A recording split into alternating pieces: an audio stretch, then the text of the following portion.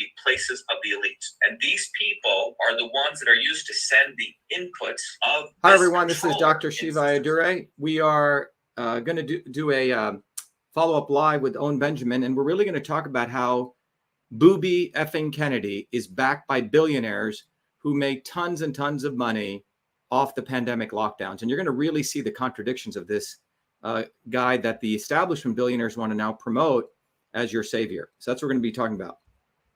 So let me go over to Owen.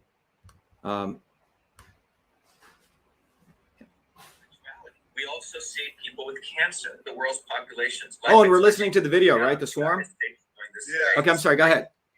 2020. They like this. This is life expectancy. In fact, when they see dysfunction, you know what they do? They put another input in, which is normalize the dysfunction. Eat sugars and high fructose food. Well, over here, people have been literally getting fat. It's led to obesity. Or they've been putting in foods that are affecting people's gut. For those of you listening, Owen is playing for his audience the swarm video I did about 2 weeks ago, which went viral, got close to 2.5 million views in spite of all the censorship. And it's really exposing to people who the swarm is, so people don't get manipulated in a fundamental way. So I hope everyone goes watches the swarm video. It's everywhere. Look up The Swarm by Dr. Shiva. So he's playing that to his audience, and then we're going to come back and we're going to have a conversation about it. This was done by the work of Tyrone Hayes. So if you're over here at a university and you find out one of your research, in fact, I'll see if I can bring it up here for you guys. With people over here at Syngenta is the one who produced atrazine. They're going to say, hey, man, we don't want this research coming out, because you have to understand something. The investment community here is investing in all of these companies. So if you're one of these large investment companies, you're moving trillions of dollars. $600 trillion, by the way, move through the economy every day. You, as one of the elites managers of money, you're moving all this money. You know all of these people. You know the CEO of Target, you know the CEO of Anheuser-Busch, you know the CEO of Pfizer and Syngenta. And imagine that you see, wow, the stuff that we've been creating is causing sexual disruption changes. You're seeing a phenomenon where more and more people are questioning their sexuality. And what you want to do is you want to make sure that the general public doesn't understand this, because if they did, they would awaken to something that's going on from the decisions you made. So you call up your friend, Bud Light, he goes, hey, look, let's run a campaign. Let's normalize trans. Let's exploit a willing person to be exploited like this Dylan Mulvaney. Let's put them on as a poster boy for Bud Light, and let's push them out there, because we want the attention to normalize a dysfunction, because the goal is to make sure they don't lose their trillions over in Syngenta. They're willing to take $1 billion hit over here, but they want to save their trillions in Big Pharma and Big Ag, because they're all part of the same family. They all do favors for each other. And then again, you would go do it at Target. You try to normalize it,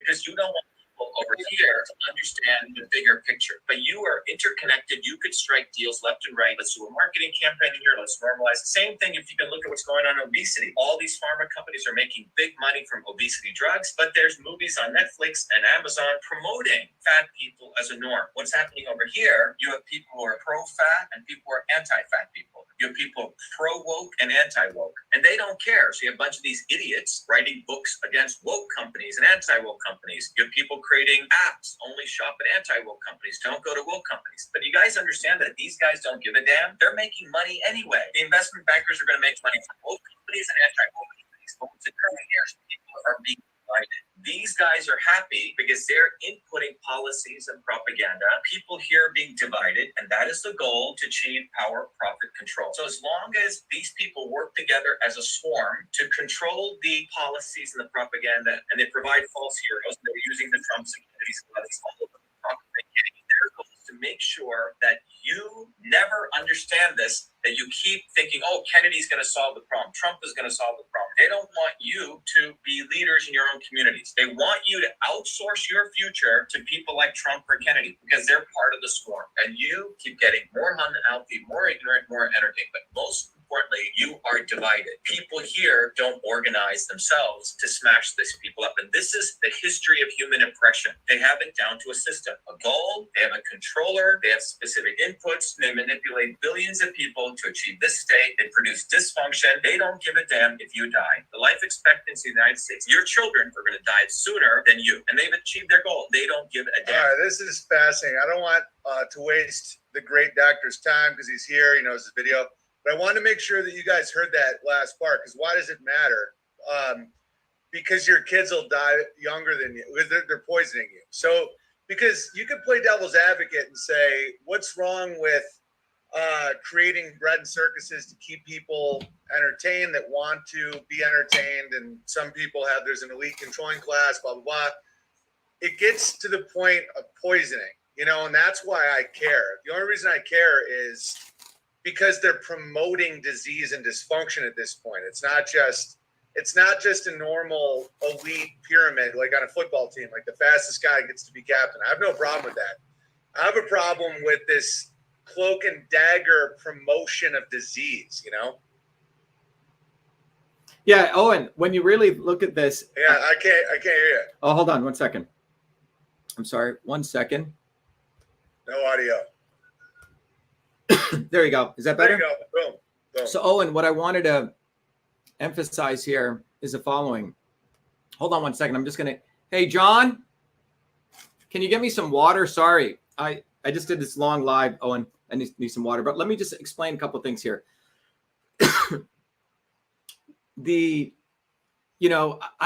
To me, Owen, we live in, for me, I'm very, very excited. Let me tell you why. Because I'm a systems guy, you know, and I've had the opportunity to go down to the molecular system level, learn how things occur at the molecular level, right? How particular molecular pathways work, thanks, John, in the body, how when you take a particular nutrient or how you get exposed to certain things, how these upregulate, turn on genes. It's really cool.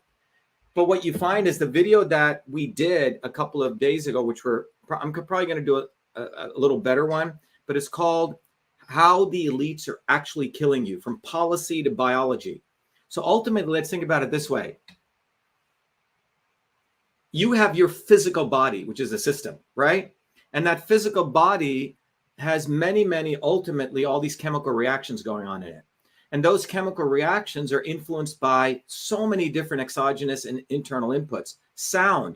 It's a great paper that just came out in PNAS showing that people who live in certain noise polluted areas, how much faster they get all these diseases. So who typically lives in more noise polluted? The poor people, right? Right? People who can't afford to live in wealthy areas. So noise goes through your, ear, your auditory system, and turns on all these molecular pathways that literally lead to shortened lifespan. You take environmental pollutants. Now you start looking at the fact what depression does, right? So what I've done in this very cool video, sort of a follow-up to the swarm, I had to do the swarm video because that video is like pure distilled ethanol, man. It is information science. Great. It is system science. That's why, when we spoke a couple of days ago, I said, you have to understand the system science theory because they have a goal, which is one of the first principles. There's a book here I have written by Nice called Control Systems Engineering. Okay. This is like the classic book you learn at the PhD level. But every system in engineering science has a goal, which is power, profit, and control. It has to be able to understand where it is today. You get on a weight scale, I'm 150 pounds. I want to get it to, 120, whatever that number is, right? So you have a goal. And then you have to, the weight scale is your sensor. You know where you are. So the elites have all these sensors. I mean, they got people measuring data all the time, cameras, etc. And then they make a decision, a conscious fucking decision. And that's called a controller, to say what inputs, that's the third element, what are they going to put into our system, fourth principle, to get the output that they want, right? And when they take a particular input, it affects three very powerful forces in nature. The forces of transport, movement, right? Like media. It affects conversion, ability to move people from one state to another, and infrastructure. And then they get a result. And then they're watching, oh, look at this. We brought in Elon fucking Musk. Everyone thinks they're fighting for free speech. Great. Let the fucking guy go everywhere. Convince all these bozo conservatives from be it James Wood or that, Dinesh D'Souza, all these suck-ass conservatives who think they're fighting for the right. They all think this guy's a fucking fighter. And then all the white working class laid down their arms saying, oh, now we have free speech. We got rid of Jack Dorsey. Bullshit. You see? So they have this to a science. So that swarm. but ultimately they have figured out, I do this policy, I will get this biological change in Owen Benjamin or Dr. Shiva or whoever is out there. Its policy leads to biological changes. And to fund that policy, the swarm pays off XYZ politicians. They get the result that they want. Oh, say, great, more obese people. Great. Now we can fuck them two ways. We can make movies on Netflix, which have fat people everywhere, normalize it. We can normalize transgender because we've really fucked over the environment. There's so much endocrine disruptors. So, and then they make money off that while they're selling drugs to these problems on both sides. Sex change operations they've essentially created industries. So, but until people understand this feedback system, Owen, they will always be chasing one fucking idiot after another. First it was Obama, black guy, hope.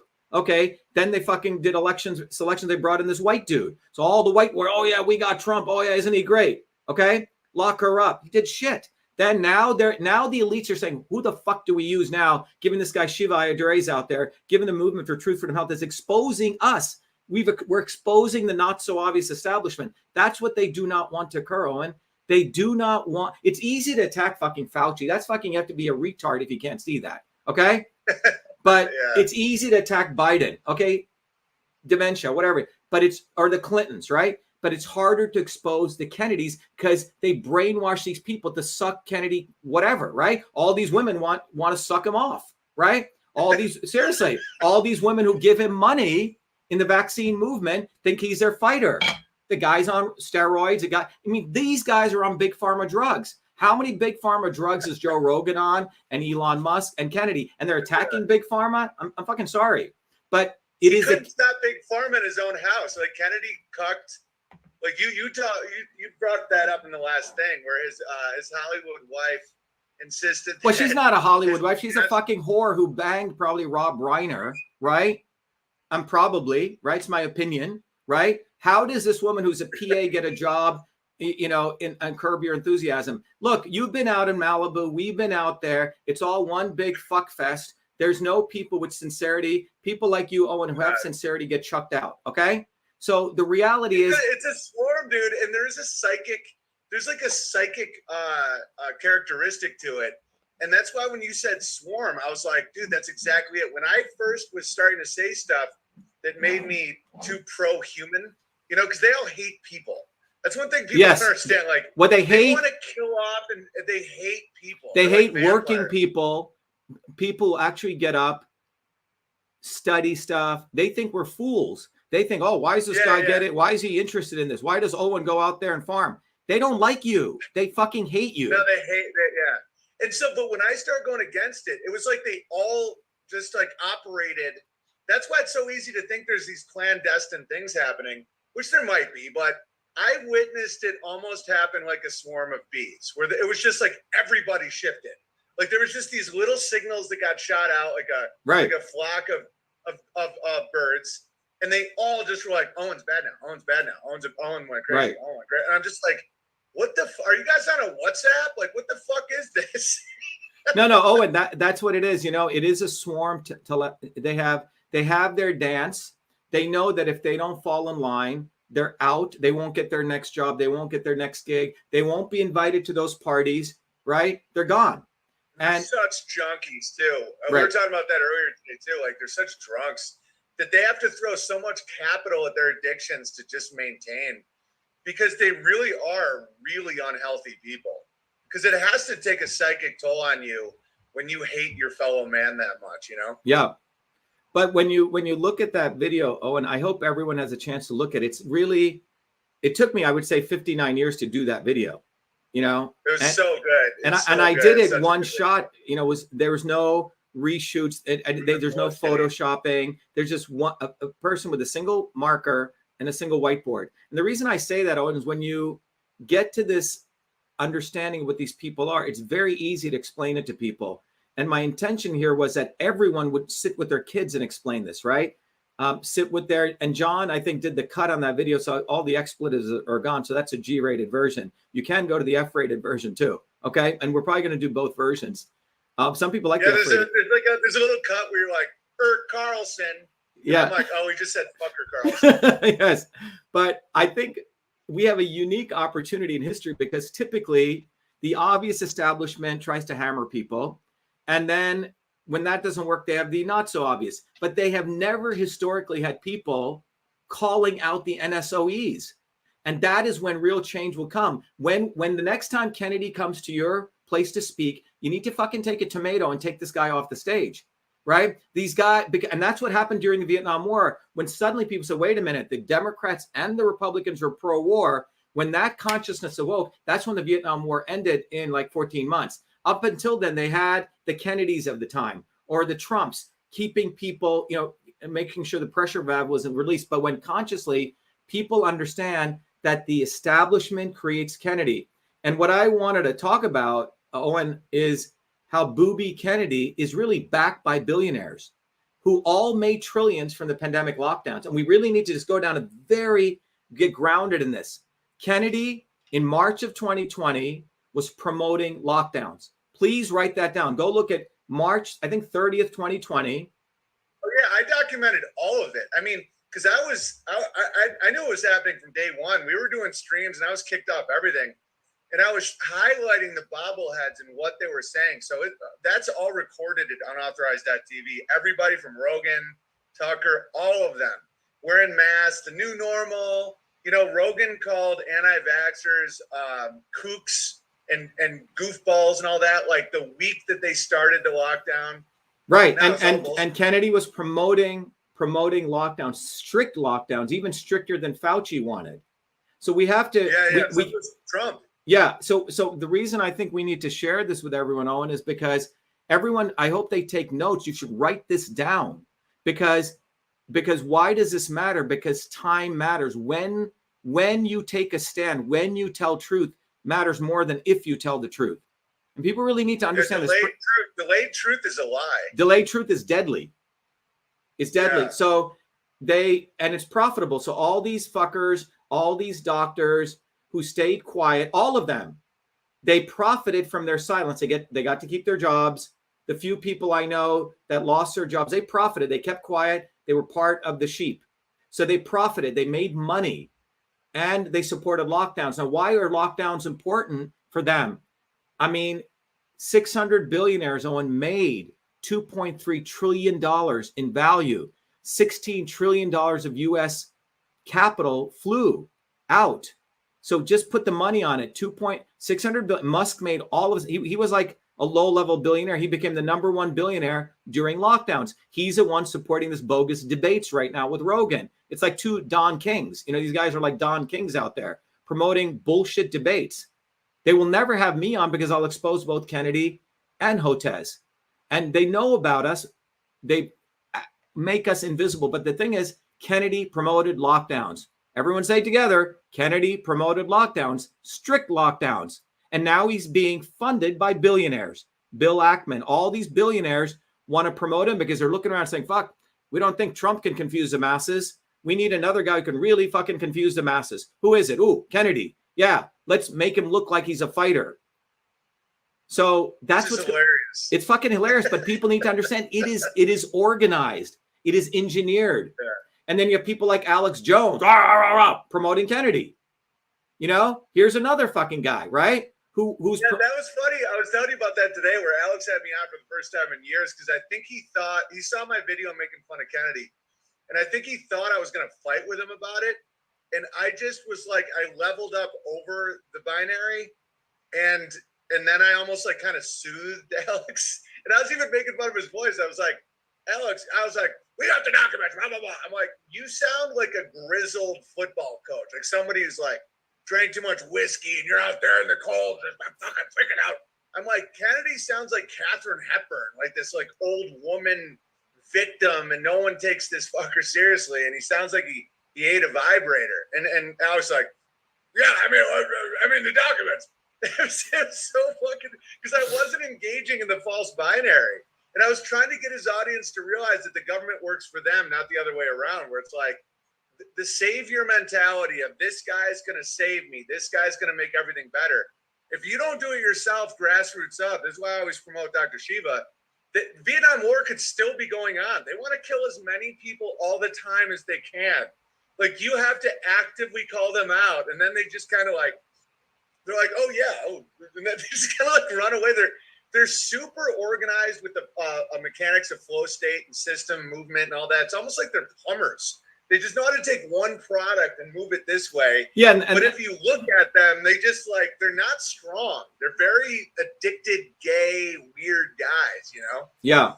And I think the reason they are able to survive is that they have about 10,000 advisors who learn system science, Owen. And one of the assholes is that, I mean, I don't know how he lives, this guy Kissinger, right? Kissinger understands this dynamics. He built a whole model called what did he call it? He basically said reality is whatever, you basically bullshit your way to reality. He basically created this theoretical framework saying lying is good, the end justifies the means. And using that framework, and he was there before Fauci even, okay? And the Kennedys are the ones who brought Kissinger into the White House. It was John Kennedy who brought Kissinger in and created really the Vietnam War. Kennedy should be pinned with starting the Vietnam War. But they always do this whole Kennedy scam, this full-time Kennedy. I think there's a full-time Kennedy PR machine that probably has millions of dollars being funded. I really believe there's some organization that full-time is funding the Kennedys, full-time. Yeah, it's probably like Camelot LLC or something like that. Yeah. And because they have to rely on that to keep up this lie. But fundamentally, what's happening is that Booby Kennedy and the swarm is really looking at Booby Kennedy. We need a fucking false hero to manipulate these people because they know, oh, this movement over truth, freedom, health exists. And there's this guy over there who's attacking Kennedy. Now he's got another guy fucking attacking him who's making fun of him as a comic. Like, this is fucked up. This is not good. Okay. So they got one MIT scientist, PhD, and they got another very erudite comic. This is dangerous. This hasn't occurred since like the 1920s, right? Seriously. So this. They will burn them down the line because people have to understand that it's delayed truth. So in their system, they probably already have a time frame when they throw Kennedy under the bus, just like they do all their false heroes. So it's like, but right now is the time to mock them. It's kind of like the time to mock Fauci was 2020. Exactly. 2024. Right. It's like, it's all about timing. Because right now, as Booby's getting, because they eat their own. The swarm is not a place you want to live because they're always, I mean, they're blowing and fucking and snorting each other, but they hate each other in a weird passive aggressive way. And so it's not a place you want to be. Like, they'll build up Booby and then they'll use him as a martyr. It's a very dangerous place to be, that world.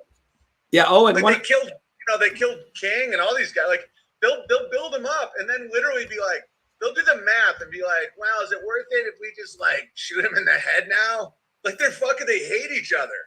Yeah. I mean, I think that's the other dynamic I think people need to recognize is that people say, oh, whoa, well, wait a minute. Why did Kennedy get shot? Why did Martin Luther King get shot? Well, they are tools that are used. And among the elites, it's no different than you watch The Godfather 1. There's a bunch of thugs and they hate each other, right? They have their own disputes at their level. It's not like they're one. The swarm itself, sometimes it wants to go this way and sometimes it wants to go. You see those birds, right? And one thug wants to go this way. If he gets the influence, then he'll go that way, right? So swarm movement is really interesting to understand because you realize that it's not any one point. That's why when people say, oh, the Jews or the Rothschilds or it's the reptile people like this guy, David Icke. It's not that. That's a really misleader. They're a much more decentralized, multiracial swarm. And I think once people understand that, then you realize what the role of Booby Kennedy is.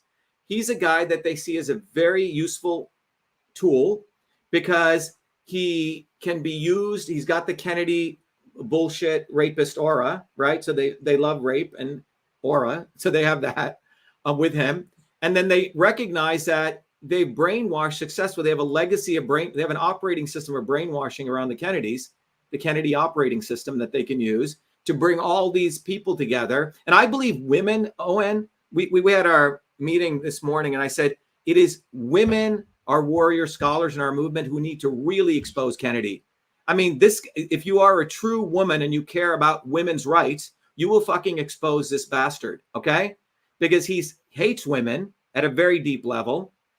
And women need to recognize that the Kennedys hate women at a very fundamental level as mothers, as sisters. Dude, it's a fucked up family. Like, if you look at Ethel and all these guys, it's like, I mean, I don't believe in cursed bloodlines, but it's the closest argument to a cursed bloodline I've ever seen. Well, I think they created their reality, right? They created their reality. I mean, I think still to this day, someone should correct me. A friend of mine was telling me this, that every bottle of whiskey or scotch that comes in, there's still a cha-ching to the Kennedys. Okay. So they have profited from alcohol. They have profited from vaccines. And I think we need to understand that. And if you look, 1962 was the Kennedy Vaccination Act. John Kennedy passed that act. Here's a guy who was completely reckless, who got us into multiple wars under this aegis of fighting communism, almost blew up the whole fucking world. You know, Seymour Hersh talks about how this guy was completely reckless in everything he did. He never wrote any of his books. They always had ghostwriters, right? These guys aren't really creative people. So he's a drug addict too. Like, I don't. Drug addict. I get that there's all kinds of medicines in the world. Like, I'm trying not to be a judgy guy. You know, like plant-based herbal stuff could be called a drug. Yeah. But I don't feel comfortable around people doing a lot of meth and shit like that. Like, they really are incredibly unstable people. Like John F. Kennedy, you can see him kind of grinding his teeth at certain points. Like, that guy was on a shitload of drugs, and that's a bad place to be mentally, you know? Well, one of the ways that the John Kennedy even became his first race for Congress right here in Boston, I may get the name wrong, but his father, Joe Kennedy, who was really the godfather of all of this, wanted his son to win. And I think he was running against a guy called Taylor. So what he did was he went and found another guy called Taylor to run. Some people went into the voting. So what my point is that everything they do, I mean, that's serious engineering, right? You have to figure out something, you have to execute it.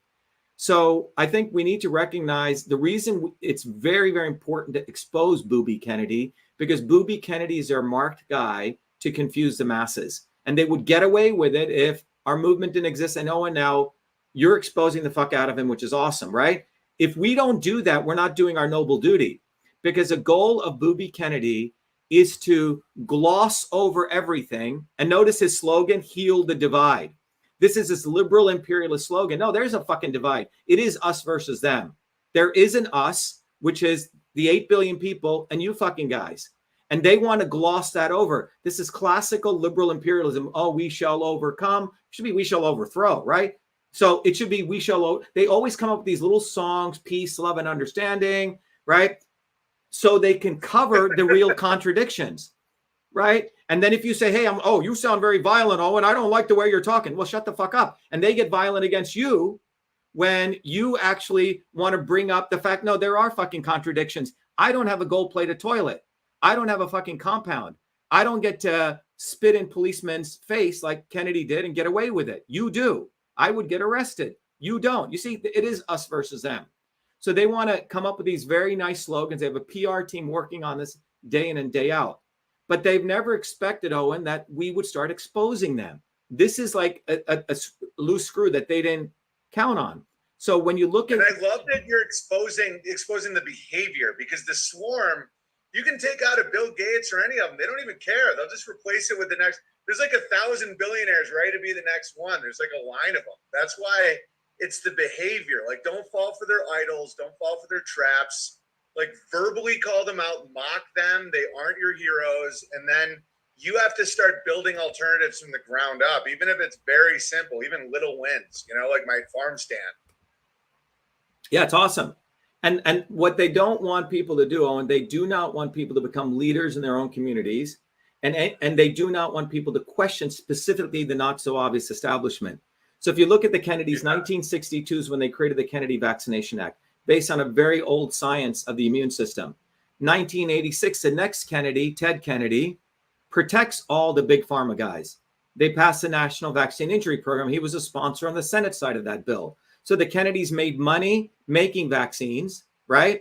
And then for how many ever years from 1968, people were getting injured, then they try to make themselves look good as though they're saving those people when they actually indemnified all the big pharma companies.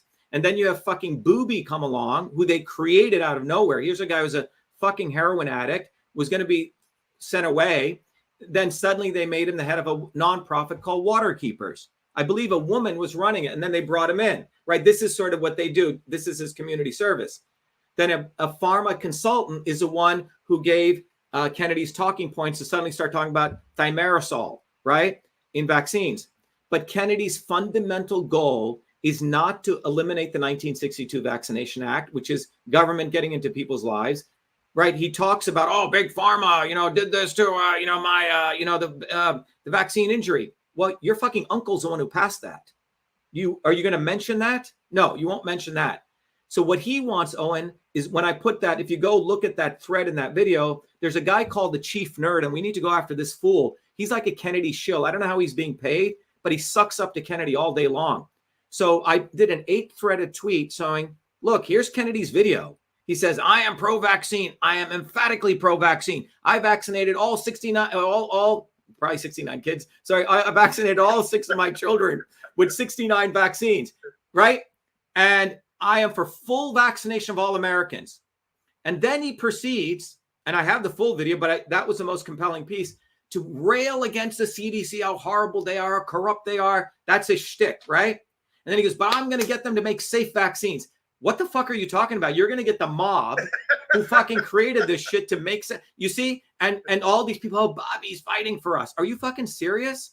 So what we're dealing with now is the not so obvious establishment taking advantage of the stupidity of people who've enamored by the Kennedy name. That's all the bankroll that they have. So it's really, really important to destroy this. And that they're victims. Yeah. And they use victim concepts all the time. Yeah. That's why I always hammer that.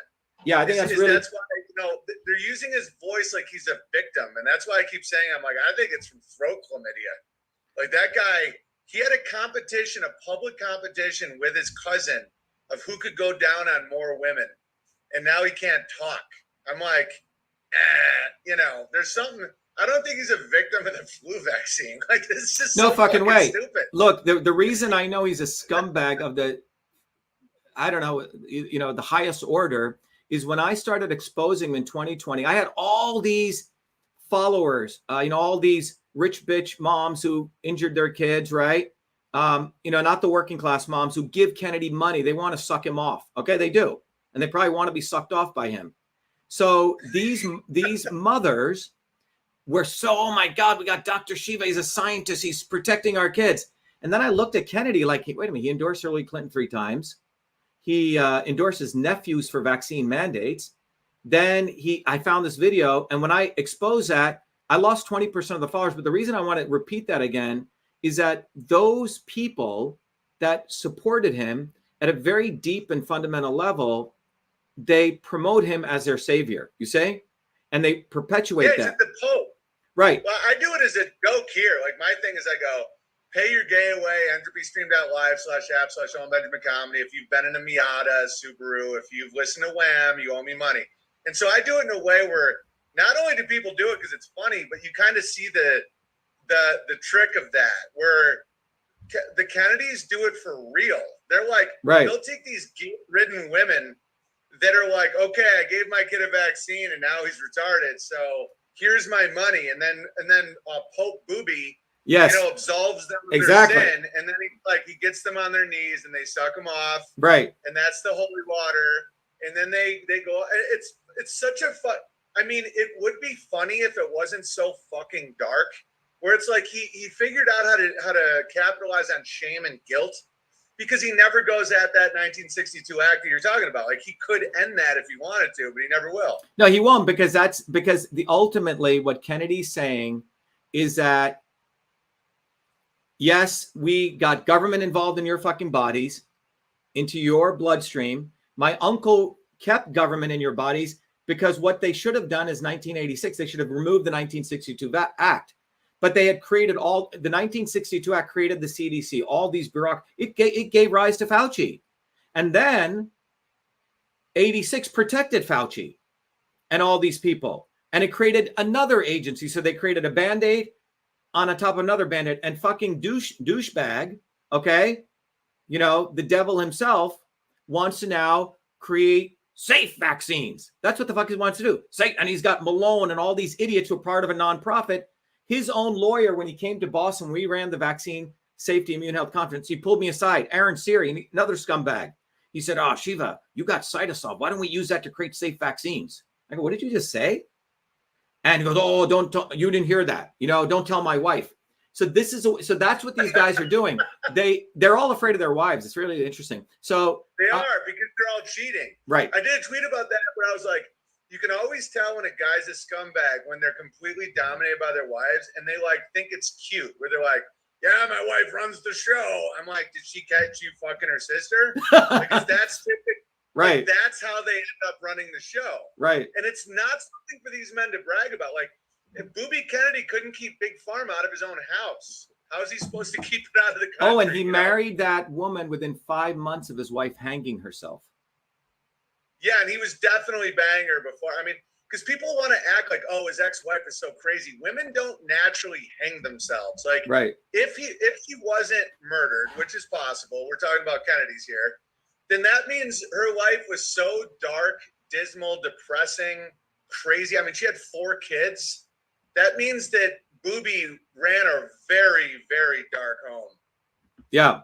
And so when I exposed Kennedy, all these women, right? Because I wouldn't, maybe when, whatever, they realized that the dick sucking wasn't going to be that good with Booby anymore, right?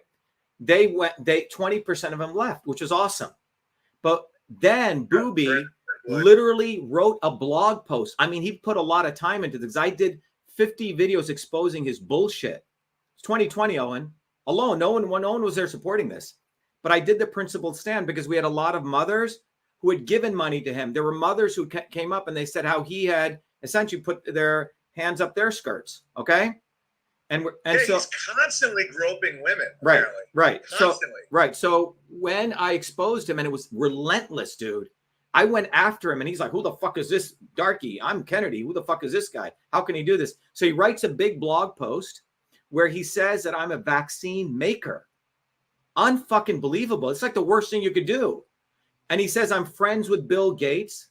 And then he says, I'm friends with the Clintons. How does he come to this conclusion? Because my company, Cytosolve, did mathematical modeling on lupus for one of the business units, which came to us and wanted us to innovative unit at Pfizer, because they really wanted us to model it. And then the whole business unit disappeared, right? He says, I'm working with the Clintons because the White House, I won a contest to automatically analyze email when I was at MIT for death threats. Okay. Then he said, I'm working with Bill Gates because on our website, we get a 10% discount when we buy Microsoft software if we buy more than 10 boxes. Okay. Unfucking believable, man. So we sue him. The guy runs everywhere, doesn't accept service. My own lawyer didn't do the service in a different way, who then later revealed to me that he's a Kennedy fan. So this is Boston, right? Where the Kennedys are everywhere. So this is how the Kennedys survived, through smear campaigns, through blatant fucking lying. Yeah, they always accuse, it's rules for radical shit. It's like they always accuse you of what they are. Exactly. Plagiarists who plagiarize. You say, no, you are. They claim that you're just being petty. But to everyone listening, please share this video, because it's really important people understand that you have 2 real warriors here who are exposing these people. And we have a growing movement that it is Booby fucking Kennedy. It is the Trumps. It is the fucker Carlson. It is the Joe fucking douchebag Rogans. These people are the ones who really need to be exposed, because they could not exist without the billionaire class backing them. Rogan just signed a $200 million Spotify deal. If you look at his history, in 2014, he was promoting GMOs, he had this guy over and over again, a Monsanto shill, a professor, who was all about GMOs. I had just done 5 research papers, Owen, conclusively showing, I wish we could share, if you guys could turn on the share, because I want to show you this one paper where we showed that when you genetically manipulate something, that what it does to glutathione levels, the antioxidant levels. And people sent tons of emails. Rogan wouldn't put me on. He had a one-sided thing, pro-GMO guy.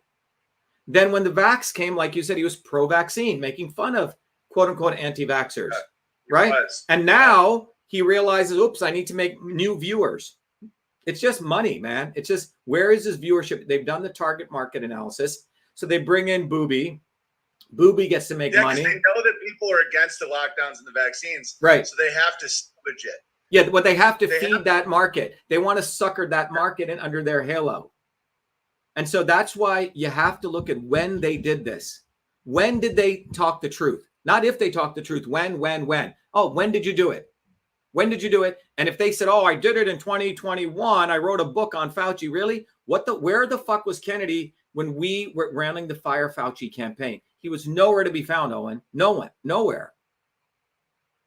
So that's the real issue. Where were these people? When? And when? And I think if we can educate people on the depravity of these people and give people inspiration that they need to stand up on their own 2 feet, they need to self-respect themselves and their families, because these people are killing your kids. If you're an American, your child will live younger than you.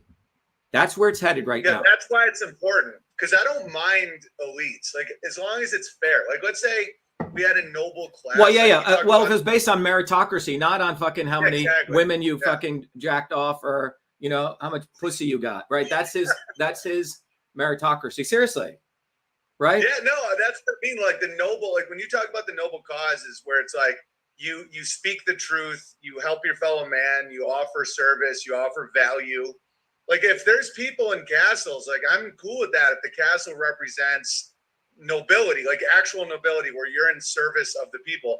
But in the upside down with the swarm, it's literally the opposite. It's like they're trying to, like, on a genetic level, make your food kill you. So it's like these people do need to be exposed. And it's not because I'm a hater, because that's some of the rhetoric they use. Oh, you're just jealous. You're just a hater. You're just jealous. It's like, you want to be in the swarm.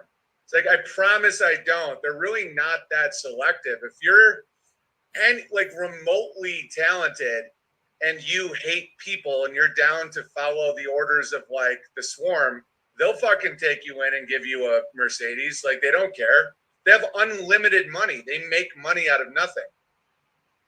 Yeah, I think it's very important, Owen, that the reality is, I remember in 2011, 2010, when my stuff had gone into the Smithsonian, you know, actual facts that I created the first email system, and I never really was pretty humble about it. When it went in, it created this, they fabricated a controversy. He didn't invent email, it was done by this other guy from the military industrial complex.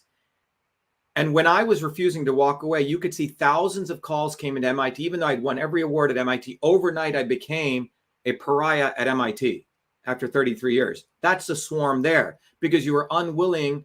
You weren't saying, okay, you're right, I didn't do it. No, I fucking have the copyright. It's right here. See, I created email. It's right here. I have the copyright. I wrote the code. I fucking did stay awake while you guys were smoking weed all day. I actually did the work. So what happens is the swarm at MIT does not, they need, what's happened since 1970 is all of these institutions, as I talk about in that video in the swarm, are all capitulated, where they've gotten rid of the Shivas and the Owens and the real people who contribute, and they've created a mediocrity group now because they need people to fall in line. And if you go against them, you're spit out. And if you're not, you're rewarded quite handsomely.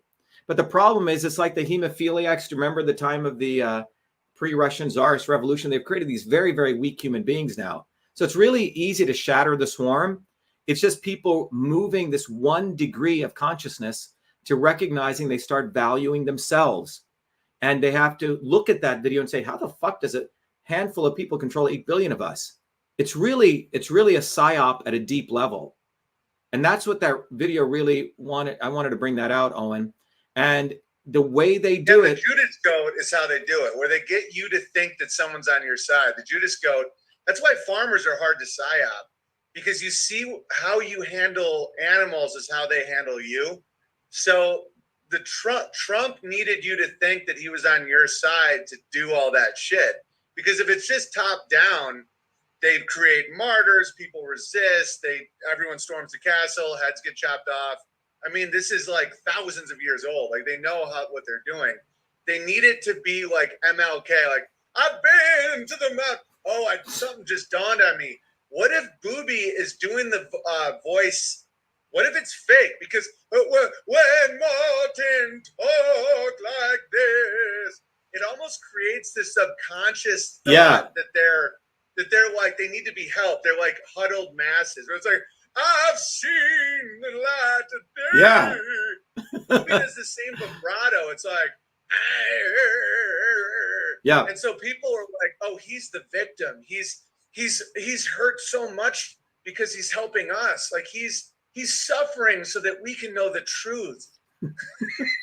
No, seriously. I think they understand. It's like, why is it a guy, why is this woman, or it could be a man, the husband comes home, beat the shit out of the woman, right? And the woman is afraid to leave, right? And she feels, oh, well, he had to beat the fuck out of me because when he was young, his father did this, right? And this, so this is codependent mentality. He's the real victim. Yeah. So we had one of the guys, Ken, in our movement. He said, yeah, he goes, first I was supporting Obama. Then I went to supporting Bernie Sanders. Then I was supporting almost, Trump. And then I was almost going to support Tulsi Gabbard because that's when I realized I was a codependent addict, going from bed to bed. Yeah. You see, that's exactly it. Yeah. But if I shared with you, Owen, some of these emails that I have, internal emails between Kennedy communicating to one of these young kids who was working for him, you will realize Kennedy knows this dynamic. He is saying, I'm going to be like MLK and you're going to be like Bobby Seals. You see, he knows. He knows. Yeah, they're almost like a sick drama club. Right. I really think that, where they're almost acting out certain mythology that they know will resonate in people, right? Where it's like, okay, Trump's the persecuted. He's going to rise like the phoenix with the ashes, and you're going to be the demented king. Biden, you're King Lear. No, and I really think that. No, I think they do. I think that they're doing, because Hollywood is so similar to this political class when it comes to, because I've even fallen for it a little bit. Like I'm not gonna lie, when Trump would say certain things in those debates, I'd be like, yeah. Like he'd say when he was like, I've given all you fucking people money. That's how this place is rigged. And I would get fired up, but then my logic. So he was very clever. He was a clever monkey. Those 2 hours, I had a couple of meetings with him. The first 2 hours, Owen, one of the interesting things was he was saying, that's a good messaging point. Can I write that down? So as I was speaking, he was taking notes on messaging points. You see? Yeah. It's like acting. It's acting. It's really acting. It's acting. But Trump wanted to be a producer in Hollywood, right? He wanted to do acting, but he wasn't talented because you have to put some time to do that if you want to be a good actor. Probably was lazy, right? Booby, I remember watching him, he would do these, okay, let me try that again. Let me take another take. So they know that they're acting. They're around that community. But if you go to that, who I think is really their handler is Ari Emanuel. Ari Emanuel runs William Morris Agency. You were with CAA, but Ari Emanuel runs William, which is Endeavor, and he was the agent for Trump. He was the agent for Obama. So to everyone listening, Endeavor is... I knew it was all bullshit. My agent repped Hillary Clinton and then was like so excited to get Mike Huckabee. And I had no idea how the world worked. And I was like, wait a minute, isn't Mike Huckabee a Republican? Right, they have no loyalties. I'm like, oh, there's no right. And I was so obsessed at that time with just running around, getting my name out, making money, meeting chicks. So I was on a lower vibrational plane where I would think these things and then they just kind of leave my head. I think that's how a lot of people operate. Where I'm like, someone just wrote Kennedy's into fellatio on falconry.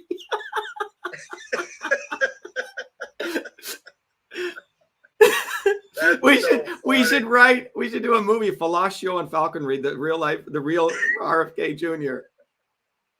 Yeah, and there's all these women around him on their knees, and he just has like a bird. Yeah. He's just,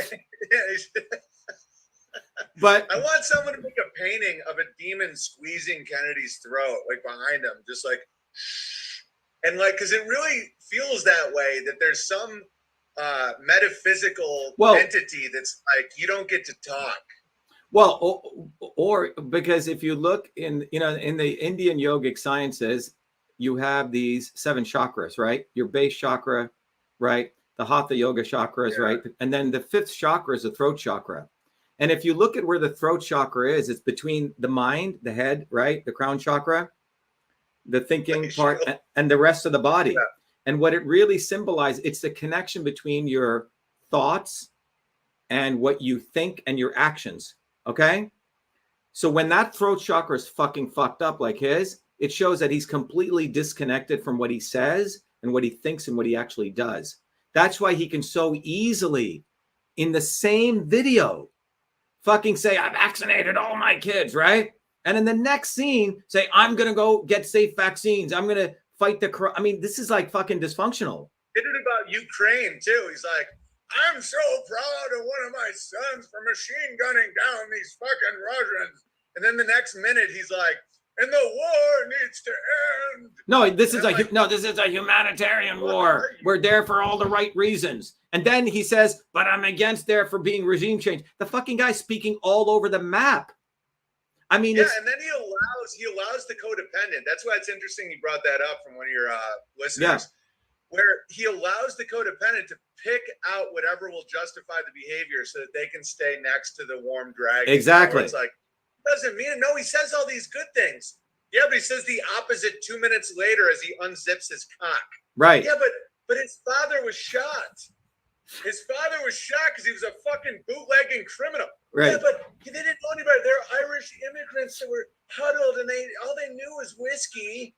And I'm just like, you guys, that's why what I'm really interested in is just finding our people and just do our thing, because there are going to be, you know, I used to see women like that where they'd be in these horribly abusive relationships, and I would try to be like, you know, there's better guys I can meet. I can set you up with a better guy. But until they make that choice, they don't want to leave. They're like, no, but his abuse allows me to be selfish.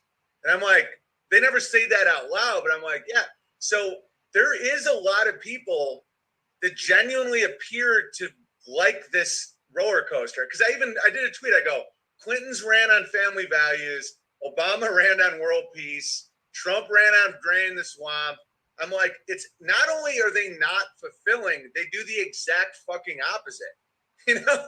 And yeah, and well, I think, Owen, what's happened is there's a very I did a video on this a couple of months ago. So in the 1960s, the intelligence community learned that you could actually create a process called learned helplessness. Have you heard about this? Tucker Carlson does that. Yeah, with the animal experiment, absolutely. So they can literally. So I think at a very fundamental level, they understand this process of codependency. They understand they've read all of Joseph Campbell's work. Pimping, they're pimps. They're like street pimps. Right, but I think they understand that every human being is in some journey of becoming self-actualized in that journey, right? So they know that one of the biggest parts of that journey is where a person connects with themselves and really understands that they are being in, a spirit. And this is very deep stuff, right? The hero's journey. So they recognize that before they fulfill that hero's journey, typically people are in this codependent addictive state, right? And when they break, right? So, and they profit off that state of consciousness. So they want to keep people in that codependent addictive stage. No different than how this husband beats the shit out of his wife and the wife keeps staying with him. No different than the alcoholic, because the person involved in that relationship says, well, that happened to him because of this. And then once in a while, he gives me a flower. He gave me one flower 6 months ago. He took me, he bought me. They give them enough data points that you feel some quote unquote love for them, victimhood, right? Someone just said, learn victimhood. So that is what these people do. And I think they do that in mass scale. They know what they're doing and they do it very, very effectively. They take advantage of the hero's journey, not to let people become heroes, but to actually keep them in that slave stage, to give them false heroes outside of themselves. So I think this is absolutely engineered, because you look at this shit, like you say, look, he fucking endorsed Hillary Clinton 3 times. Oh, that was in 2016. Okay, he endorsed his nephew in 2020. Oh, that was 2 years ago. Well, okay, in his own home, you had to be fucking vaccinated with the mRNA vaccine. Oh, well, his wife made him do it. So it goes on like this. There's no end to it. Yeah, there's no end. Trump too. You're like, he did Project Warp Speed, and they're like, well, if he didn't, though, we'd still be locked down. The bad man would get us. Right. I'm just like, dude, because I've studied, like, I want to get more into systems and flow state and movement and all this stuff you're talking about, because I'm fascinated about it. But one topic I've studied a lot is mind control and the psychology of breaking people, because my dad was a rhetoric professor, and about persuasion, and there's a real dark science to it. And I think it was really perfected during World War II about how to exhaust people, how to create learned helplessness, how to hijack someone's free will. Like, that stuff is very, very real, and it's mainstream. Like, when the COVID stuff was happening, it wasn't that people wore masks. I was telling this to Alex Jones yesterday, and I almost lulled him into a trance. It was so funny. But I was because he was trying to get it going, and I just was like, kept talking about farming and shit, and he was like, yeah, that sounds really, really beautiful. Like, I wouldn't engage with it. Right. But anyway, I was telling him, I'm like, it wasn't mass. Like, let's say you hypothetically think that there's a toxin in the air, and you're wearing a mask. That's more logical than you wear a mask in a restaurant. You sit down, you take it off, you eat, you put on your mask, you get up. I'm like, that means that your logic has been broken. Like, if you actually think there's something in the air, you would never, like, you wouldn't go outside much. You would keep the mask on. Ironically, I thought people were less mentally ill that had those really intense masks and weren't leaving their house because they were thinking that it was real. The people that I thought were the most broken were the ones that would just be like, oh, now I can take it off. I'm sitting down. And I'm like, oh, so your free will has been totally hijacked. Today we wear purple because Daddy says if we wear purple, the monsters don't go in our nose. If they don't go deep in my nose, then they don't know. Daddy won't tell me if I'm sick or not. They have to touch my brain. And I'm just like, oh my God, dude, this is fucked up. Yeah, I mean, it's fascinating because in 2019, we did an entire mass conference. We had used systems approach. Oh, in this way, you got to go through the course and you'll learn a lot from it because it'll really expand. It'll give you depth and grounding because we modeled every molecular pathway involved in the mouth, periodontal disease. And then we published a white paper on it. So think about what we did. We exposed what the mask did in the mouth microbiome. So when you wear the mask, particularly it hurts kids, because their microbiome in the mouth well, the microbiome is just building. So if you take the mouth is related to every major organ system in your body. Every major disease ultimately linked to the mouth. Alzheimer's, you can go down the whole list of stuff.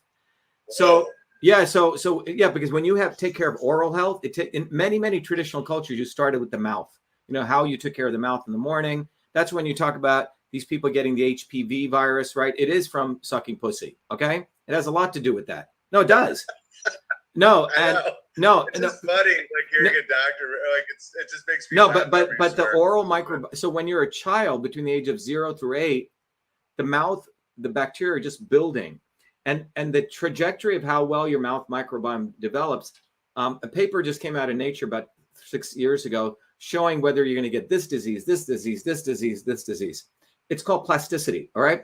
So when you put that mask on, particularly young people, you're disturbing that entire natural formation. So we did that in 2019. And then, in 2020, we ran the conference. And then we took that scientific paper and we made a petition and we trained people all over the country to have this petition to go to school officials and say, if you harm my children knowingly with this data, I can sue you. So we created this whole activism thing while Kennedy was promoting all this, right? So we, at the local level, people would take the paper I wrote, go to school officials, videotape them and say, look, I'm giving you a paper now that shows that if you force a mask mandate, I could sue you personally because there's a appeals court ruling on this. So we went from teaching the system, getting people on the ground, and then actually winning. And that's what we need to do. We need to go direct to people, not give money to this fucking moron, Kennedy, and then he, whatever, hangs out and eats at Nobu all day, all the sushi he wants, right? Literal and otherwise, right? And that's what people are doing, right? But it's actually this grounds up movement that needs to be created. We have that paper now coming up, but if you look at the approach that I want to educate people on, Owen, it's to take the systems approach at a macro level, at a micro level. So that swarm video is like a molecular systems level of how the swarm works. Then you can go at the micro level, right? but it's all this interconnectedness of how these systems work. And when you take that systems approach, you will always come to the real truth, not the fake truth, but the real truth.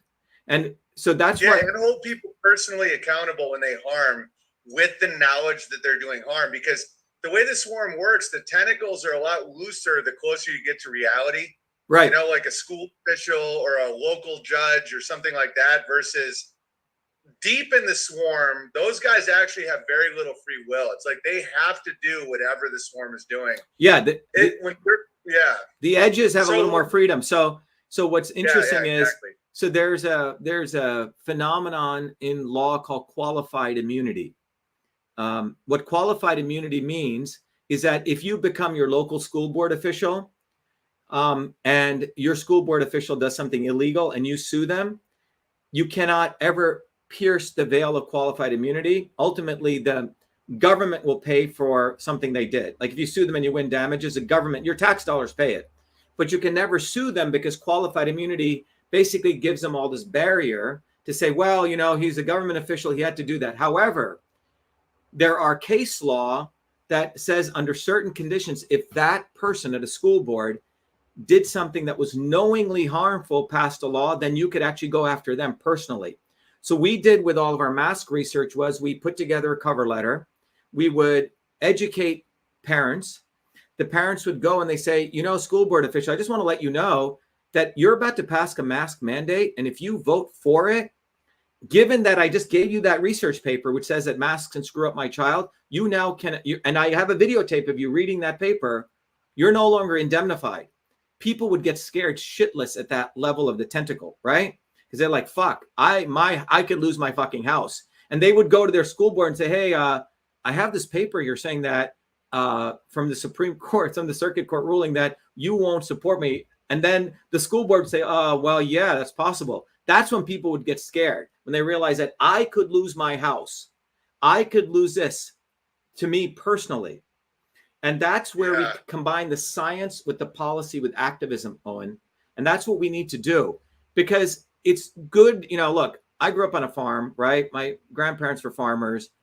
You know, there was never any issue about organic, everything was. But ultimately, you know, they're putting chemtrail shit out there. All this shit's in the groundwater. So we have to build a movement. Now, in order to build a movement, how do you do that? And that's the physics that I was fortunate to discover. That diagram, Owen, could not have come about if I didn't know engineering system science. And then to make it simple, right? And to make it artistically accessible. And that's what we need to do. We need to make this stuff accessible to everyday people. And we're doing that. So, yeah. And it's the only way, because we have a guy, Jamie's on here, who's a welder. Okay, he does welding. We had a guy who was at the University of Chicago, an economist, a PhD, who came to visit us. And Jamie started schooling him on system science. And the guy was blown away.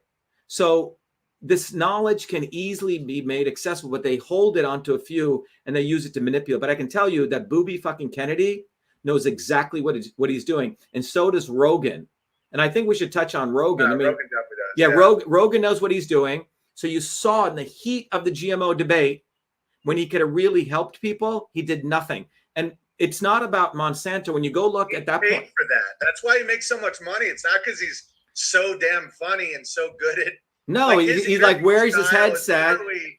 Where he does weed and acts like though he's very mellow. But there's nothing intelligent about this guy. Nassim Taleb just said, I mean, I don't agree with Nassim on everything, but he said, you know, the problem with a debate with Joe Rogan, not only is he dumb, but his whole audience is dumb because he keeps them dumb. That's what he does. He keeps them at a very... and they're motivated to keep you dumb and unhealthy. That's why this matters. It's not just being mad at establishment or being mad at that elites exist. I'm really not mad about that. What I'm upset about and what I want to see change is they're motivated to keep you dumb and weak and diseased. And they're actively doing that, where they're like, that's why he promotes the things he promotes, because he wants you drunk, high, promiscuous, gay, filled with lies, you know, codependent, because that way the swarm can control a vast amount of people. And they use idol worship and they use addiction and all this stuff. And it's like, and that's why it does matter. It's not just it's not just like, it's not envy, it's not jealousy. I'm actually motivated by love. It's like the love of my children. Like I don't care if people are getting their dick sucked with a falcon in Malibu. It's like, it's that they want to harm those I love, and they do it recklessly and without any care at all. Like they think it's funny, you know? Yeah. So if you look at Rogan at that time in history when Monsanto was being exposed, he made sure that they were protected, that we had all the science that was covered up with his megaphone. Then Monsanto sells to Bayer, and what they did was they put themselves under a baby aspirin brand. It was very clever. Now, what people don't want to talk about is that Bayer actually now controls about over 50% of the seeds in the world. The Monsanto merger had nothing to do with one part of his GMOs, but to control seeds. And that's what they got out of it. But Rogan didn't say anything then when he had the opportunity. Same with the vax piece. And his promotion of Kennedy and Hotez as a debate, which is backed by billionaires, Ari Emanuel, all this is all in alignment, Owen, with Ari Emanuel, who has political theater. He owns the Obamas and the Trumps. He owns Hollywood theater. He owns UFC, which is where Rogan comes from. And he owns WWE. So think about one guy controls through one organization all of these theatrics. Worldwide Wrestling. Who do you think's giving him orders? Well, that's a good question. Again, it's a swarm, right? He's part of a network that they signal to him. Okay. Yeah. Right. It's not him alone, but he's probably from the Rupert Murdochs, from the Saudi. I mean, it's a whole bunch of people. The British Mossad, all of that. Okay. But he's a very important instrument. It's like, you have the worker ants, and there's one big foreman ant. Okay, he's like the hub. Yeah, he's one of the hubs in that very complex interconnected network. But if you look at Ari Emanuel, Musk was supposed to be on his board. Rogan is controlled by him, but it's theater that they're running. And I don't have all the data, but I'm sure the distance between Robert Kennedy and Ari Emanuel it's probably 0 degrees of freedom, or it's 1 degree of freedom. So this whole hub is now promoting Kennedy because they need a false hero, because they're running out of false heroes. Yeah, don't you feel like they're losing their? It's almost like as a performer, there's a concept called losing the crowd. I just feel like they're kind of losing the crowd, where you're doing your bits and they're just starting to be like looking around and you're like, is it the audio? Is it my bit? Like, there's too much light in the room? There's all these factors. It's very delicate. Yeah. And so I feel like they're losing the crowd. I just do. Well, but they're very clever, Owen. So they will do all sorts of things to retain it. So we can't underestimate them, but it's really, yeah, I'm saying but it's really, really important. They're going to throw Newsom in, right? What they may do is take Trump and Kennedy, use them to make the real stuff appear crazy, and then bring in the moderate stuff like DeSantis versus Newsom, you say? So, okay, we've had enough of this cray-cray stuff, because they will take real stuff. The real issue of vaccines will never get really debated. You'll have Kennedy with his fucking voice. And I mean, have you seen the other guy? He looks like a fucking doofus. Hotez. Yeah, it's like Central Casting. Yeah. I said that to Coach Jones. I'm like, I'm not even going to engage with that. That's a gremlin that you would cast to play a pedophile in a movie. Right. Like, that's not valid. Because what they always do is they go, oh, you're making fun of Booby Kennedy? Oh, I guess you like Biden and you're secretly. I'm like, no, dude, it's Coke, Pepsi. How about water? Yeah. Oh, really? And I'm just like, dude, you can't keep falling for this shit. It's a false binary. They keep doing false binaries where it's like, oh, so then we're just lost then. Who do you support for president? If somebody really hammers me, I'm like, my friend Dr.SHIVA, I think he'd be a good president. I'm like, listen, he's brown. That's not ideal, but he's great. Well, the issue is, Owen, the way I look at it, all of these institutions are corrupt, right? The judiciary is corrupt, the legislative. The way I would see being president is no different than what we're doing today. You use that bully pulpit. It's about rhetoric. Yeah, it's about rhetoric and basically educating people all day long. So I wouldn't do anything different. You basically educate people. Hey, you want healthcare system? Don't fucking rely on me and this fucking corrupt system. Here's the immune system. These are the things you can do to boost the immune system. I will teach you this, and I will basically use the White House, put a fucking couple of more cameras there, just use it every day, some more whiteboards, and teach people. That would be my presidency. Healthcare, bring all the environment. Okay, let's support, teach people how to farm, teach people how to do local stuff. Economics, teach people how to do budgeting, teach them what a profit and loss statement is. Very basic stuff. That's actually like how a president could be productive, because that's it. It's the only way you empower the base to go rise up. President's like a manager at Best Buy. You're in this machine.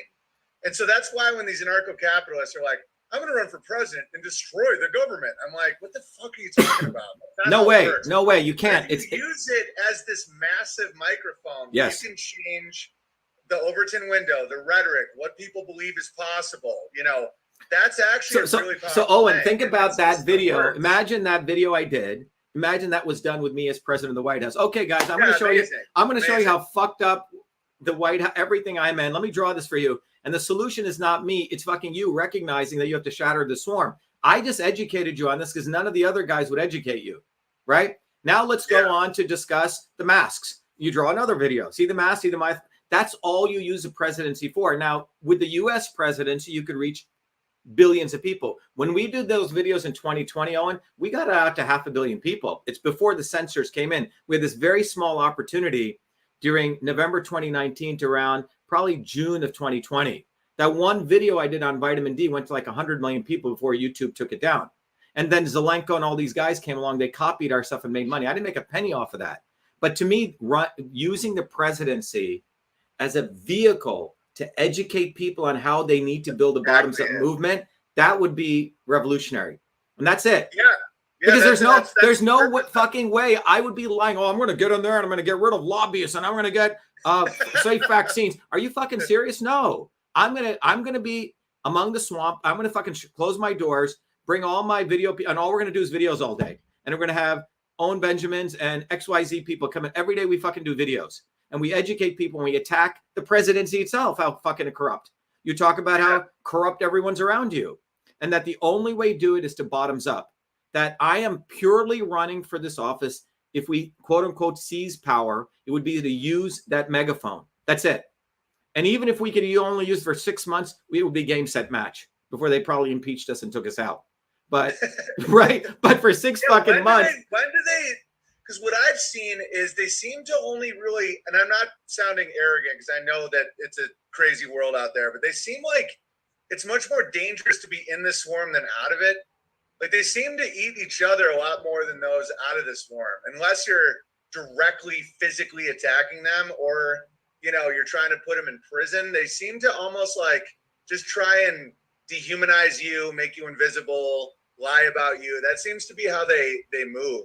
I don't know. What's your thoughts on that? So when you're asking that when you're in the swarm, they don't attack people within the swarm, or they do?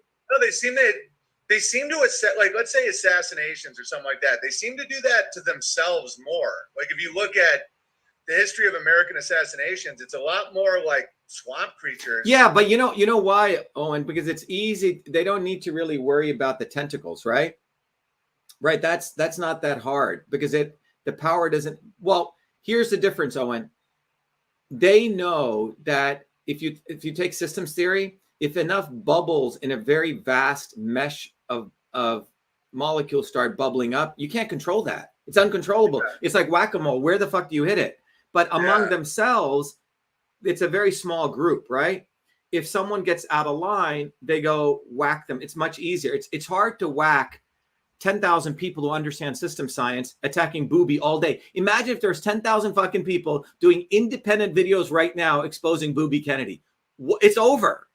Yeah. I mean, because first of all, you have to understand they're incompetent. They're all on drugs. They're not that well organized. If you ever go to the Senate used to be my customer for one of my companies many years ago, Echo Mail, this company that could analyze and route email. Dude, we used to go there at 6 a.m., show up because we had an office in the Senate Sergeant Arms. These guys would come at 10 a.m., leave at 4. Remember, the government bureaucrats are just in there. There's only like 10 people who are actually doing work. The others have no loyalty. The bureaucracy just comes and goes. It's unreal how people have like. It's not like it's amounts of money for like scripts and commercials that never see the light of day. Yeah. It's mostly like comedy festivals. I'm sure I've met Ari Emanuel. You're like, you're just around all these people, and all you're really talking about is like parties and girls and like, I got a free jacket. It's so it's almost like childlike. That's why it's like it's really interesting how they're controlled. They get so addicted to that lifestyle that the thought of losing it, they will agree to anything they're told. Yeah, it's like, okay, you have to agree with a 3-year-old can now be aborted and sell the liver to a Chinese guy, and they're like, that sounds a little fucked up. It's like, you want to be invited to Aspen this year? And they're like, oh, like it's really that fucking stupid. And all they do is drink and party and bang. Yeah, I remember when I went to Kennedy saying he had this thing called Water Keepers, which is supposed to save the environment. So we went there. What did they have? They had a big poker party where there was five whatever tables, and they had, you know, the Alicia Silverstones, these kind of people who had come in, and then these other, you know, the plebes gave $20,000 to play with these guys. Anyway, I ended up winning that whole thing because I used to be able to count cards. But anyway, we won. But that was one night. The next night was everyone just skis. It had nothing to do with saving the environment. There was nothing about discussion of politics and nothing. And Booby was running that event. Okay, he gets up in a small event, and that's when I first heard his voice. I said, "What the fuck is up with his voice, Fran?" He goes, "Oh, you know, something happened to him. You know, the Kennedys. I forgot what but." The whole thing was ludicrous. It was a poker match and skiing all day. That was fighting for the environment. That was it. Dude, I once did, like, I did a charity once where I get paid like 20 grand and stuff just to talk for an hour. And it would be like, you know, ending diabetes or whatever. And you look around and everyone's just pounding cake and booze. No one gives a fuck. Right. It's just like so stupid. But back then I was just motivated by, I think a lot of the swarm is just motivated by really short-sighted things. Like, until my morality was questioned when it came to like child trauma, which is what really set me off, I just was like, great, a gig, I'll tell jokes, booze, you know, and that's pretty much how it's all controlled. And it's so ineffective. They're just gorging themselves. And and if you sue them without piercing that veil that you were talking about, you're just suing for your own money that they take from you. It's like, it's almost like a cynical joke, you know? Yeah. And if you look at everything that Booby does, he sues, takes money, and then he settles on the courthouse steps, and God knows where that money goes. You say? Falcons. Falcons. Exactly. So I think, Owen, we have a big opportunity, because what we're finding is when that swarm video went up, we had hundreds and hundreds of people signing up as volunteers. And I tell people, look, if you want to give me money, I can't take your money for nothing. So I always give people other stuff. I give them books and knowledge. If they give me $100, I give them $500 worth of books. Actually, I give them more, you know, because I want people to learn. But we had so many volunteers sign up after that video. And what's cool is this is what's really everyone should be excited about, inspired, is that means those people in this moment in history got over the Trump bullshit, got over the Booby effing Kennedy shit, and are willing to say, yeah, I want to volunteer for this guy over here who's an independent, but I like what he's saying. And so they're motivated by this deep intelligence, and they have some self-respect for themselves. That's pretty cool, man, that people are overcoming that. If we weren't a lot of good stuff. If we weren't running for attention, if we weren't running for president, they would get all the attention. You say? So because now we've broken this left-right dialectic. Wait a minute, there's this other guy over here who's attacking Kennedy. That's like fucking mind-boggling right there. Oh, he's attacking Trump.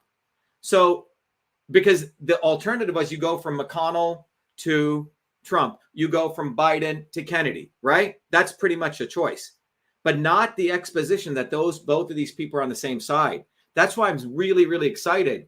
And what we want to do, Owen, the biggest thing that would be very powerful is an independent candidate never gets on the ballot because they have all these. So when we ran for office here, people said, why did you run knowing that the elections are rigged? I said, but look at what we exposed.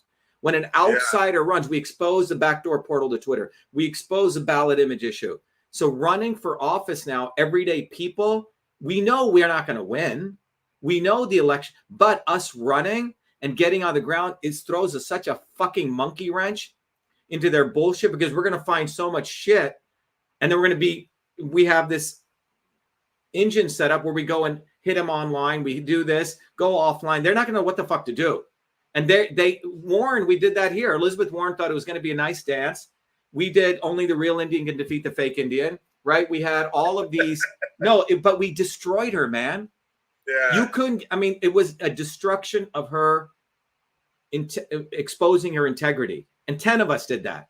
Now, if we imagine we have 1 million people or 100,000 people or 10,000 people, and that's what people need to understand, that we can do an incredible amount of damage to the swarm and awaken people out of it. And that's why it's very, very important for people to expose Kennedy, expose Trump, expose that, what is the difference between Kennedy and Biden? I haven't figured it out. Hunter Biden, I don't understand. Like, Hunter Biden gets all this negative press, but Booby Kennedy doesn't. How is he? I know they're like the same. I mean, at least Hunter Biden's wife didn't hang herself. Or I did that tweet on Twitter. It was pretty funny. I said, I'm not great with grammar. Did RFK Jr. hanged or hung his wife? It's kind of funny. I thought I'd get a kick out of that. Because people are like answering my grammar question. And it was psychologically like, yeah, that's really... I've never known a woman to actually commit suicide with a rope, but that's another story. And they always need a monopoly. That's why they had to silence me completely, is because if you have just one comedian that won't follow the Overton window nonsense and does the joke that they're not allowed to, and you can see that the very groups that they're claiming should be offended are laughing. Like, Jew jokes, a lot of people don't realize this. Some of the biggest audience for that is Jews. Like, when I used to perform in the Diamond District in New York City and half my audience has a yarmulke on, they liked those jokes. When I was in Cleveland, they wanted bike thief jokes. Like, Russell Peters does all these Indian jokes. They don't call him an Indian hater. I know. And so that's why, like, just me existing showed the scam.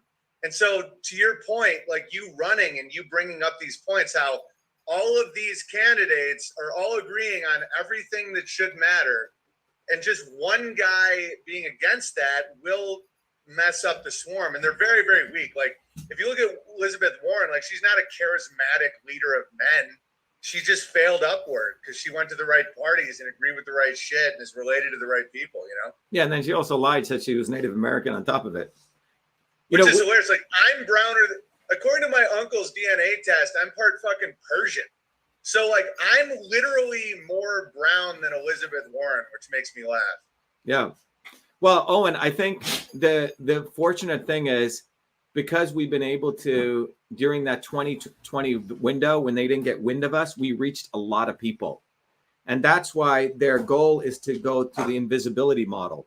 And that's why so much effort is being spent on promoting Trump and Kennedy right now. They need their fake gods, false gods.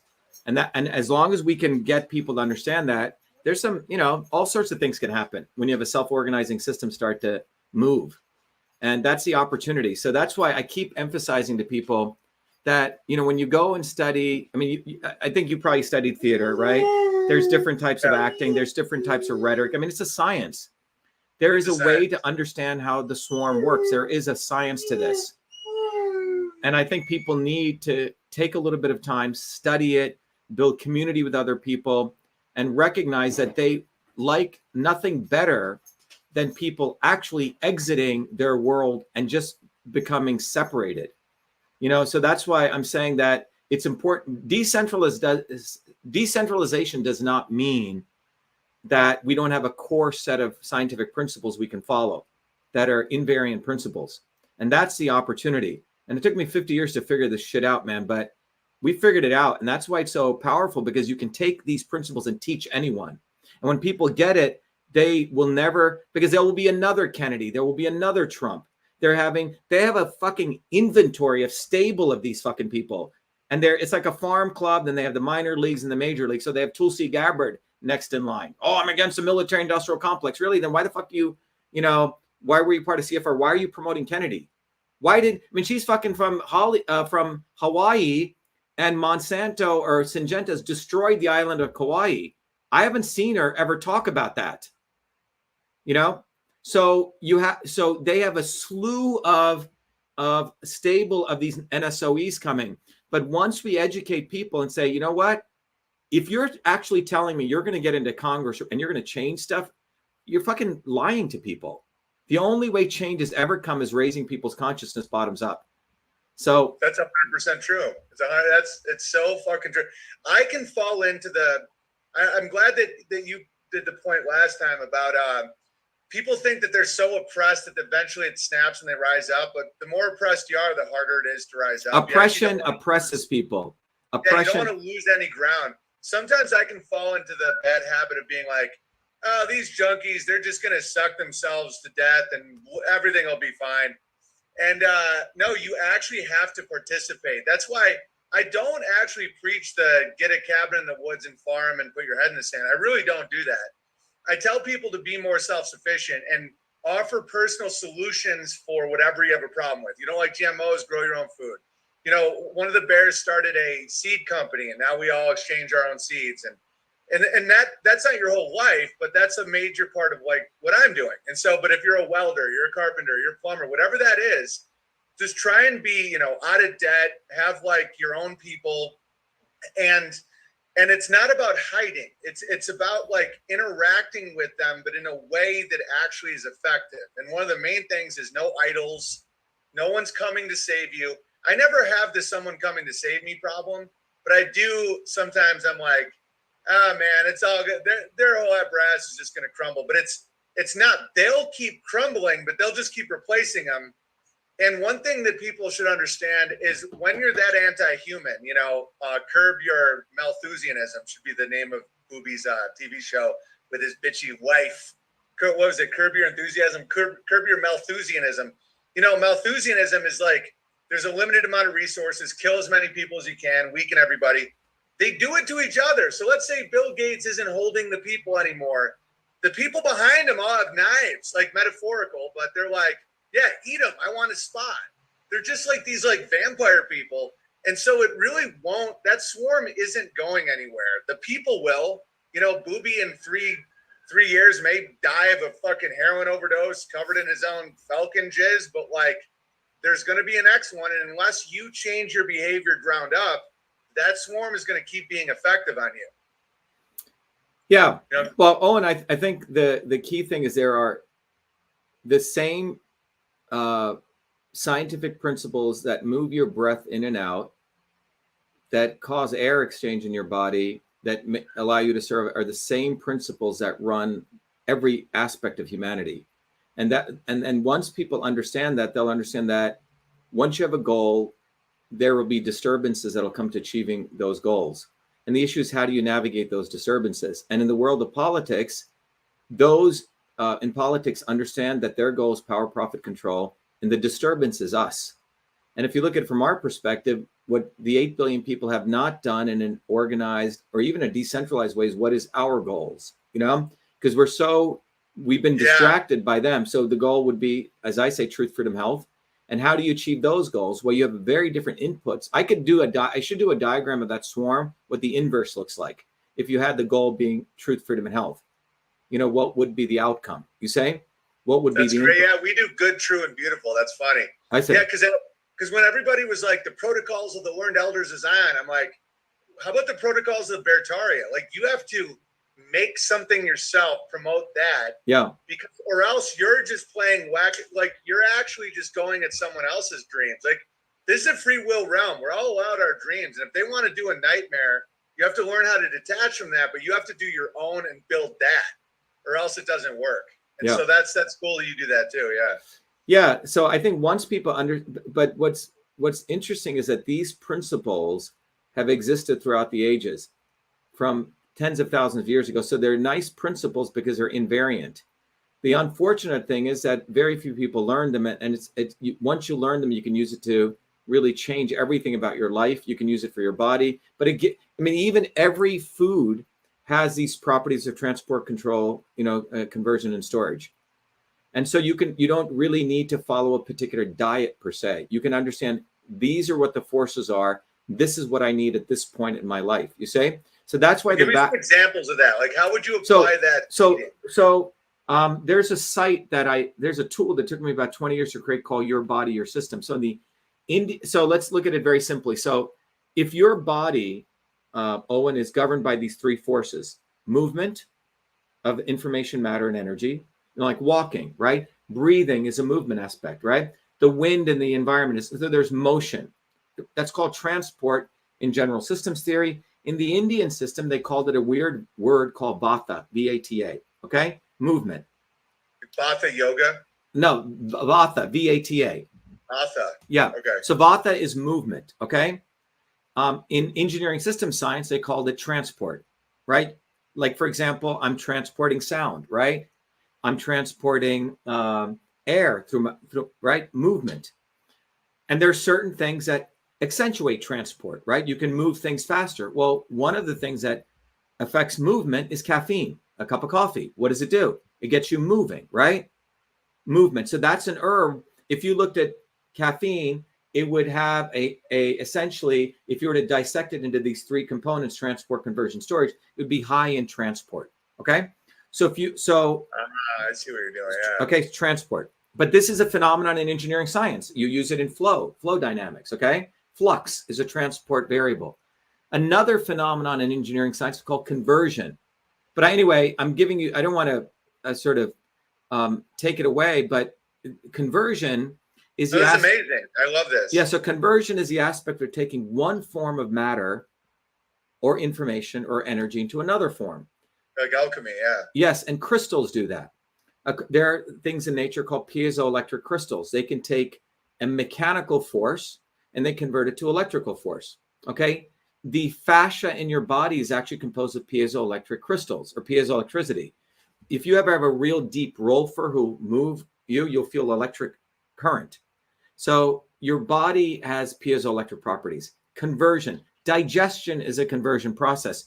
You take food. If you have the proper microbiome and enzymes, you eat a piece of meat, your body will demolish it with the right amount of HCl. Okay. So what supports conversion? Well, in the Indian system, they found certain herbs, ginger, the cumin, the coriander. These support, or you take enzymes or digestive enzymes. So if you were to look at ginger, it would have, it's not really that great for transport, but it's really good for conversion. Okay. Storage is that part of your system or any system which provides structure. So the room here has the beams, the ceiling, that's a structure. The airflow going in and out from, right, that's the transport. The furnace is providing conversion. If the temperature goes below, it sends me hot air, right? Transport. Now, this exists in every aspect of everything. This computer has transport in it. The keyboards sending stuff, you see the things. The CPU does conversion. The USB stick is storage. You got it? It appears everywhere, man. Yeah, I love it. So I had that. So the Indian systems of medicine have existed for 10,000. They've used these terms, vata, pitta, kapha. The engineering systems world, came around in the 1920s, but I was the first one to connect them. And I taught a course on it. It was the most popular elective at MIT. And we would get literally, people coming into the course who were in tie-dye shirts, sort of your new age people, your healers. And over here would be your hardcore MD PhDs out of Harvard and MIT. And they were like, what the fuck are we doing with these guys? They don't belong here. But literally in the 1 to 2 hours which people learn in the course, I would show that fundamentally you guys were essentially talking like this because the fundamental systems are the same. So the new age people say, oh yeah, I felt this energy. But they don't know what the fuck they're saying. They're not making these guys understand. And these guys never took a systems approach anyway. So when you take all the phenomenon in the universe, now you take your body and you can interrogate your body either with pulse diagnosis or looking at the face, and you say, oh, my body's like, you're a kapha body type. Okay, I can say it right now. Okay, more structure. Okay, you have some vata and pitta. An entrepreneur is like a guy on Wall Street. He's like a conversion guy because he's very fast moving. A sales guy, right? They got to convert an idea to bring home the bacon. So these phenomenon exist everywhere. A creative person who's got a shitload of ideas moving through their brain is really a vata type because they have movement of lots of ideas, you say?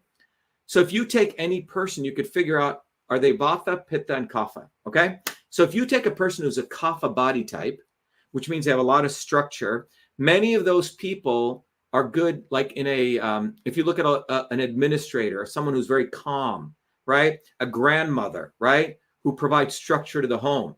These are your structural components. In a company, you need your admin people, your accounting people. You say they're very sort of, they don't speak fast, but they create this IT people. They create the structure. You say, yeah. So once you figure out what your home, and by the way, everyone's different. Doesn't mean I have a lot of this, you're better. It's just who you are. Now, but this is where it comes interesting. So if you have someone who's a very sort of structural person, very kapha person, and you tell that person, oh, go do meditation. So when Maharishi Mahesh Yogi, that guy with the Beatles used to follow, he was telling everyone to do this one form of meditation, which was seated meditation, repeating mantras. The problem with that is if you are already sort of low, slow moving, in a good way, you do. How dare you, Dr. Shiva? I'm quite fast. Anyway, go on. No. What I mean is, but you probably, you should take that exam on the site. I'll take these. Yeah. So on YB, your body, your system. So the Indian system of medicine, my grandmother would look at your face and characterize you, right? And then she would figure out what was the right things to balance you, because you have your homeostasis and you could be off. And the idea is, how do you bring this back to this? Okay. So if you're suddenly very, very fast moving and you're already a fast moving person, you should probably limit how much caffeine you take. Doesn't mean you don't do any coffee, but you should be aware. Someone who's a little more stable and they're a little more mellow could probably do more with, you see what I'm saying? But so basically everything in the universe possesses transport, conversion, and storage, everything. So when I came up with truth, freedom, and health, the reason that those words, so if you have in the engineering system, transport, conversion, storage, in ancient systems of medicine, vata, pitta, kapha, freedom, truth, and health match. Freedom is a movement of information, matter, and energy. Truth is not it's really a verb. Truth is a process that you apply the scientific method, right? You go through this process and every day, we found, okay, Newton's equations understood motion. Einstein's equations understood you have to tweak them when you move at the speed of light. But you see, truth is, so it's a process. But without freedom, movement of ideas, without censorship, you can't get to real truth, because you can't you have to be able to throw out all sorts of wacky shit to come to truth. But you need a structure to do that, which is your physical health. So without your physical health, so that's why it's named Truth, Freedom, and Health, and it directly goes to these scientific principles. So, and those are 3 of those 9 principles. So, but these phenomenon exist in every aspect of existence. Claude Shannon and Norbert Wiener in the 1920s, they developed the theory of cybernetics. But you go 10,000 years ago in the Upanishads and the Vedas, they talked about it in a very different way. So in the first part of what I do, and I really give this away to everyone, we have a theory paper that I teach people. This drawing that I have here, this was done by a very famous woman. Let me bring this up. You may know her as Florence Nightingale. You see this thing right here? Yeah. I don't know if you can see it. So what this drawing is of was, guess who drew this? Was Florence Nightingale. People think she was just a nurse. The freaking woman was a member of the Royal Society of Statistics. She did the first visualization. What you see here is, you see this blown up pie chart here. It's each slice of the pie. So it's a pie chart that goes clockwise. And she was tracking in 1885 how many people were dying. So this is one slice right here of 1 month. Every slice is a month. And she's tracking in this direction, how many people are dying. And every slice has a blue or a black or a red, okay? But she was tracking how many people were dying in the Crimean War, because it was a major war, and she noticed that most people were dying. She was tracking how many people were dying of wounds on battle, how many people were dying of being shot, and how many people were dying after they came into the hospital.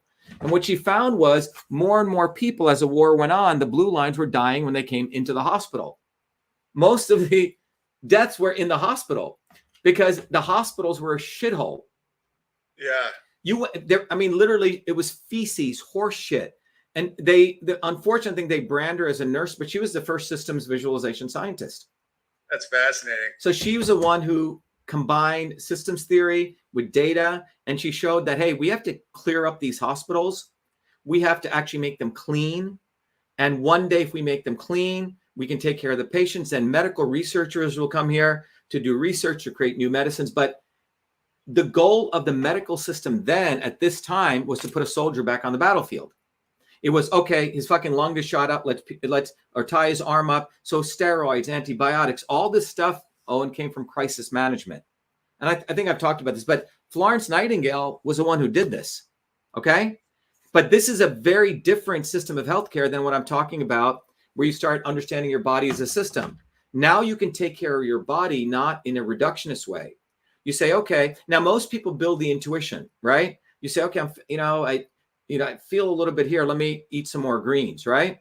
So people have, now, when I created the course and all of this, I used to teach it at MIT. People understood it. Then Chopra had me come teach it at his place because he was more interested in the medical side. And then when I ran for office, I realized you can use these principles everywhere. You can use it in health. You can use it in politics. You can use it in science. And that's why this is such a powerful field, because it goes down to the quantum of these principles. So system science can be applied anywhere. Jay Forrester is one of the leaders in this, wanted to teach it at the kindergarten level. MIT wouldn't allow it because the establishment, the swarm, wants to keep people in silos. Oh, you just learn how to do transportation engineering. Okay, you just learn how to build buildings. So if you look at all the engineering departments of colleges, they're like electrical engineering, mechanical engineering, civil engineering. And there was an effort at MIT in 2003 to create an engineering systems division. A friend of mine was running it, and they shut it down because they're like, no, you'll figure too much shit out. You'll figure too much shit out. Not only that, they were afraid of all the money would go here and it would make them. But we live in a world of systems right now, right? We live in a world of very complex systems. That's why when I created a drawing course where we would teach people how to draw systems. So basically combined advertising theory. People have to come up with a one-liner to explain their system. They had to do narrative storytelling with rhetoric. They had to learn data science and system science. So it's 4 freaking integrated fields, man. And people would do ultimately these beautiful pieces of artwork or a small movie. And that's why that whiteboard, that's what it is. So, but if people learn this, they can start articulating this stuff to their children, or the children can start articulating stuff to the adults. But Florence Nightingale was, she built one of the first systems diagrams, you say? That's awesome. Yeah, because talent, I like the idea of talent stacking. I try to tell people that's how you start a business and be unique. Yeah. Is you figure out a bunch of things you're good at and how you can stack them on top of each other so that you can be the leader of a field. Because some people, they're in competition with all these people all doing the same highly specialized things, and they're very exploited for that. And so like me, it's like, well, I can play classical piano, not at the level where I could do Carnegie Hall, but better than 99% of the population. I'm fast on my feet. I can do stand-up. I'm good at community. But if you just start stacking those things, you start creating something that's very unique, and you're using all of your strengths, and then you don't have to go, and then your weaknesses don't seem as prevalent. And so it's kind of like what you're just talking about with the systems analysis, where if you take a step back and look at yourself, like let's say you're a welder, you have a lot of family in that area. You also can do a little bit of art. You can also, you understand how a ship works, like any asset you have of skills, you can just keep adding on top of it until you can do something really unique and valuable. Yeah. And the cool thing about the systems approach is anyone can learn it. We have a woman who's an esthetician. She was just a hairdresser. She teaches it. So the idea is we also have a learn, teach, and serve model. You learn it. I used to teach it every day, but you can only teach so much, So we have other people teaching it now. So they teach, and then you have to serve, which is get on the ground. So it's learn, teach, and serve. So it's a very nice way of building community. People learn this stuff and then they apply it. That's why that swarm video is sort of the culmination of where people see it in a real way, right? This is a controller. Here's the goal. And you are the disruption in this. Yeah, it's interesting that what makes someone a controller isn't a certain amount of money or a certain amount of anything. It's that they have a plan. Like having a plan is very important. Yeah. Yeah, goal. Yeah. Yeah. Where they have a goal and they're act. That's like one reason why I've been so attacked, and why the crowdfunding for the campsites or all this stuff.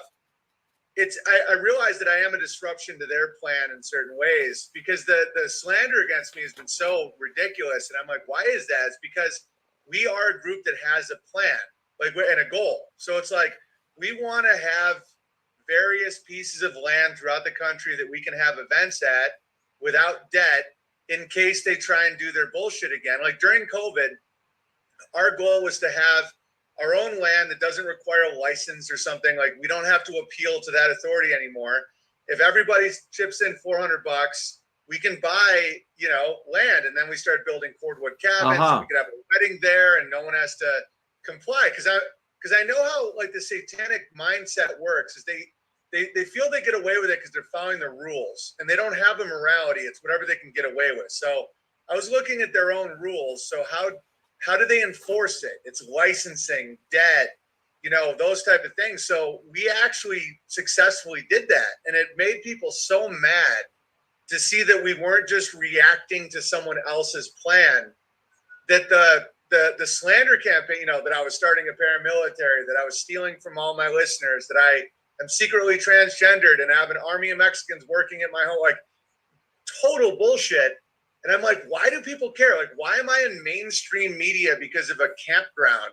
And it was just because, they hate competition. And the power of simply having a goal is mind blowing. Yeah. Like, it just starts happening. People love goals. People love when you say, this is what we're trying to accomplish. This is our plan. Do you want to be a part of it? People love that shit. And that made me a controller. Yeah. So without any money, it's just like the controlling elite just means with God, El-E, like an Israelite with Israel. So El was always meant Elohim, it's an ancient word for God. So when we call them elite, like, there's no reason you can't be elite. The thing is it's all about the planning. It's all about the goal, the structure, that you're just not reacting to somebody else. Yeah, and when you take the basic course there, you'll see the first thing we cover is what is a system, and people learn there's two kinds of systems: the dumb system and the intelligent system. The dumb system just has an input and an output. It just takes an input and output, like this light bulb, right? Input, output, input, output. When you turn it, when you turn it on, electricity flows through, transport, it gets converted in the filament, and it gets stored in the energy, right? Those in power want you to just to be an input-output system. Now, when you add a goal to it, and you add your ability to sense whether you're achieving your goal, and you become a controller, and you're able to face disturbances, those four other elements, you become an intelligent system. And the intelligent system is what they do not want people to become. They want people to take this input and get this output, right? I show you a Kennedy. Oh, yeah, they must be martyrs for us. I show you a picture of a Trump, right? Oh, yeah, he's a billionaire who, I don't know, whatever, right? They have created the input-output phenomenon. It's the Edward Bernays model. But when the instant people set a goal, it changes the entire dynamic. And the goal is key to start the processes of transport, conversion, and storage in oneself. And that's when you start controlling your system, right? And that's why, if you think about it, every 5 years, they do a new diet. HarperCollins gave me a very, very lucrative book deal right when the email controversy, so I had to stop that and do this. But at that time, if you notice, they would promote the Atkins diet, or they would promote then the fat diet. Then they would have some idiot promote the raw food diet. And they always promote these individual diets, and they push somebody who doesn't actually know much about it, but they'll run it out for 5 years, and they'll sell a bunch of products. But when you look at any of these diets, none of them ever work. Because ultimately, you can do a raw food diet for a certain amount of time. It's really a cleansing diet, right? It's really for transport, bowel movements, right? Or cleaning your body if you've been, right? But it doesn't mean you eat salads all day long. You could fuck up your peristaltic function in your body. Then you can go to just eating fat all day. Okay, I'm just going to eat fat all day. Well, you got to be careful with that if you don't have the proper enzymes, right? Yes, it's good for building structural components, etc. So when people actually take this very rudimentary approach to systems, they really get a handle on the forces of nature. If you're in a very super cold environment, right, like the Arctic, you can't really be doing carrot juice, right? Doesn't make any sense. You have to eat fats and whale blubber, right? Alternative, you're in a very arid environment like, the desert. You can't be eating whale blubber all day, right? You have to eat. So the environment affects these forces. You affect the forces, your internal epigenetics. So people start realizing that they have to become their own alchemists. The problem is they made the accessibility to this knowledge so hard. Even in the Indian system, the guy came out, he was a guru, where are this stuff, that stuff. You have to bow down to him and also, bang him or something. And then he gave you the knowledge, right? And they did the same with the pharma guy. So my intention in doing this was to democratize this knowledge, this really, really deep knowledge, make everyone have access to it. And that's what we've done. So once people get it, they can say, oh, I understand what the fuck Kennedy is. He's a disturbance. He's put up there to serve this force, to convert me to, so you start seeing all this, and you can apply it to your body too. Okay. Yeah, and they're farming you. You look at a Kennedy and you see somebody that's farming you for your resources. Right. Like they're strip mining you. Right. So watch out for that. And they need your consent. That's another thing. They need you to want that relationship. If you see them, that's why I mock them on such a adolescent way sometimes, because it's just the most effective. Like so many people have written to me I can't take Kennedy seriously now that I think about him having a vibrator in his throat. That boom, it worked. Yeah, that's that's extremely valuable, because the neural network that we're busting is they spent since 1963 creating this name Camelot, taking all these pictures, completely fucking brainwashing people from the day you're born. You think the Kennedys are your saviors, and that's what they've done.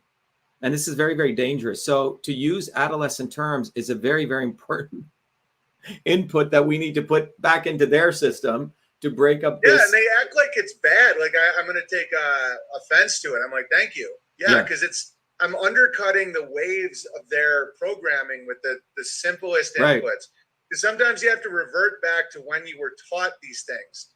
And a lot of times it's when you were a child. And when you're a child, these are the insults that work. It's people a lot of times people misunderstand simplicity for lack of intelligence. But anyway, Dr. Shiva, this has been awesome. Yeah, we've done a solid 2 hours. Where can the people find you? So it's a couple of areas. Owen, first of all, I want to make sure for the long term, people go to truthfreedomhealth.com, right? Become a warrior scholar. And if people need scholarships, let me know. Okay, we made it very, very accessible to everyone. The other thing is people should go to shivaforpresident.com. One of the things I want to do, Owen, is the simplest thing anyone can do is to take one of those stupid bumper stickers and put it on the back of your car. Let me tell you why this is effective. 100,000 people see it. I didn't know how valuable they were until we started doing it here. 100,000. And if you're lazy, you put a bumper sticker. So one of the things people should go to shivaforpresident.com, sign up as a volunteer, get a bumper sticker. And by the way, anytime you give me anything, we give people a ton of books, courses, etc. I can't take. It's a reciprocal relationship. So that's one of the things we're doing. So people should go to shivaforpresident.com. We need to get on the ballot, Owen, like in Idaho, right? We're probably going to need about, I don't know how many thousand signatures. But one of the goals, Owen, is to get volunteers in and we build our national infrastructure out, because getting on the ballot fucking blows their minds. They go, how the fuck do these people do it? Every little thing we do is essentially fucking with their paradigm, you say? So we need volunteers, right? And we've done it here in Massachusetts. We got 20,000 signatures in the middle of the pandemic when the guy that I was running against went and wailed and whined to reduce the signature count down to 5,000. We were out there collecting signatures. We didn't give a fuck. We didn't wear masks or anything, right? So we want to essentially blitzkrieg these people, collecting signatures.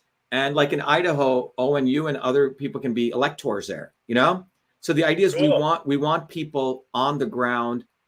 Simplest thing is put up a freaking bumper sticker on the back window of it just says Dr. Shiva, Truth, Freedom, Health, President 2024. And those bumper stickers are very, very valuable. And we should start right now. So those are the two things, shivaforpresident.com and go to truthfreedomhealth.com where you'll get the knowledge. And that knowledge will sustain you for a lifetime. And by the way, Owen, anytime an adult takes a course, you can give it away to as many of children as many times as you want. And we have a children's version of it too. So that's awesome. When I went to a small village in India, I gave it away to like 1,500 kids. So you can give it away to as many children as you want, right? And then the parents can study with the children. But a child who learns system science at a young age is going to have such a freaking competitive advantage to someone just learning reading, writing, and arithmetic. I'm not saying don't learn those, but as Jay Forrester said, people should learn this even before at the kindergarten level. And we've made it that accessible. So yeah, my only bumper sticker says, listen to Pumpy the Bear, only you can prevent sodomy. I just think it's funny. Are you serious? Yeah. Is that what it says? I was selling these t-shirts for a while, and I had these bumper stickers, and it was just, instead of Smokey the Bear, it was Pumpy the Bear. Yeah. And it's only you can, and I was putting them on all these stop signs in Portland. They're very, it was so funny. But dude, stickers are very, very powerful. They reach a lot of people. It's like low budget opportunity. It really works. Yeah. They're awesome stickers. My brother loves stickers. He makes all these, but his stickers, he loves making stickers that only he and like 3 guys understand. Where is he out of, Owen? Is he in Saranac Lake, New York? I see. Okay. Yeah. But all right. So thanks for coming. And I will have my kids get into systems because I want them to have an advantage. Like getting them into music so early and getting them into music. Yeah, but music is a very powerful way to train the brain, right? Yeah. So fractals. Yeah. So you should take your body, your system, because that'll tell you sort of, and you may have all 3, right? It doesn't matter. It doesn't mean one person's better than the other. I'm a long distance. Like, no, I think you're right. I mean, I'm 6'8". Yeah. So obviously there's structural elements to my health. And in my family, I was the mellow one. Like my brother's all movement, tree guy, climbs up trees. Right. Like my brother will talk like this and be like, dude, I'm telling you, right. Like, and I was always like the second born. So I was a lot more relaxed, but I'm very good at, well, I wouldn't say very good compared to, actual good people, but I could run 8-10 miles. I'm a distance guy, but I was never like a fast sprinter. Yeah. So that's another, I'm a sustainer. That's what I'm saying. So the Kapha people sustain life. So yeah, I'm a sustainer. That's exactly what I am. They give structure. They give support to people. I do the same thing every day. Like I'm just like So you're definitely Kapha, man. They like a schedule. They give structure to other people. A brother like yours probably benefited from having you around, right? And I benefited from having it. That's what I'm trying to say. He would jack up my creativity. Like I used to pay him to go on the road with me sometimes. I called him my creativity coach. Like he would just say shit I couldn't even imagine thinking. And then my structural ability, I can sit down with his ideas and make an hour. I could just like start structuring it into something that's art or like, that I can transmit to people. But for him, they would just fly all over the place. Well, we actually were a really good team. You know what's interesting, Owen? This very before we sign off, there's a very famous book written on script writing. A lot of people have come to me. They wanted to do the whole email story script. The whole journey and all that. At some point, I got to finish it up. But I was in a airport and this book falls out literally as I was walking by, and it was the book written on script. The first page of the book, the guy who's apparently one of the classic guys who writes script writing, he says all of script writing goes back to system science and the Siddhars. It was freaking fascinating. So in your system, Save the Cat? Was that the book? No, it's by Sid somebody. I'll find it. But the point is that even writing a story, you can apply system science. And he was one of the whole thing is system science. Exactly. Because you're like, you have the 3 X. I think the Trinity is actually in the physical realm, like what you're describing. That's what, not to like sidetrack, I know we're laying the plan here, but I've had theological debates that got a little heated about the Trinity and the metaphysical versus the physical. Yeah. I think it's very physical. Like how everything you're describing is the 3 element of system. Yeah. So in the Indians, they call it creation, destruction, and preservation. Okay. So preservation is a structure, creation is a movement, right? And destruction is a conversion process. Yeah. You have to destroy before you can create something. It's a conversion process. So these exist everywhere. You can apply. One of our students, I think, was applying it to the Bible, right? But these 3 are the fundamental forces of the universe: Vath, Pith, Kaph, transport, conversion, storage, truth, freedom, health. So that's why we tell people you can't just be a yoga Nazi and just taking care of your health all day on the health side, and think like all the people who want their First Amendment, Second Amendment are just, rednecks. And the same thing with the rednecks, you got to take care of your health, right? So you can't be fighting for freedom without taking care of your health, nor can you just be a nerding out all day and not taking care of your body. And also, so they're all interconnected. You see, itself is a system. You can't dissect it. And that's what the elites want. They want the rednecks. They look, they're rednecks and they have their First Amendment and they look a certain way, characterize them as that. And then the people into health, oh yeah, they're earthy, crunchy granola people, separate them here. And the nerds are over here. My point is you have to bring all these forces together, right? So we are literally training people to be a scientist. We train people to be a freedom fighter. And we train people to be a healer. You need all those three forces to be a whole human being, because all of those actually exist in humans. It's not like we have to create it. We're just reawakening it to let people I love it. So this anyway, is awesome, brother. Well, great chat. I'm glad we got to make fun of the idols, talk about systems, talk about healing, talk about health. Yeah, because we are, we really are in this together in that sense. Like, we are on our personal hero's journey, but every one of us has something to add in the full system of society. Yeah, someone just read Bobby Kennedy steals all Shiva's talking points so he can appear legit to regular folks. That's what the fucking guy does. But they can't create. The one thing about the swarm is they're not remotely creative. They don't even know what people believe, or they're like mimics. No, but and the other thing is they actually rationalize plagiarism. They think that is their job. Like, we're a bunch of fucking idiots. Like, they are supposed to steal from us. And their job is to just be parasites and make money off of us, right? And steal. And that's what Kennedy does. He thinks what he's doing, like, we're the idiot. And he is very, very intelligent and smart. Dude, Bower Bear just said, I'm a black redneck yoga gardening businessman. It's so true. Like, there's such a hippie redneck crossover in my community that you would laugh so hard. It's like so country and gun and all that stuff. But also it's a place where someone could be like, do you think Jupiter's associated with tin or zinc? Right. And it's like such a crossover. And right. I love that. All right, my friend. Well, thanks, great Owen. chat with you. All right, talk soon. Okay, be well. Thank you. All right, ladies and gentlemen, that was the great. Let me all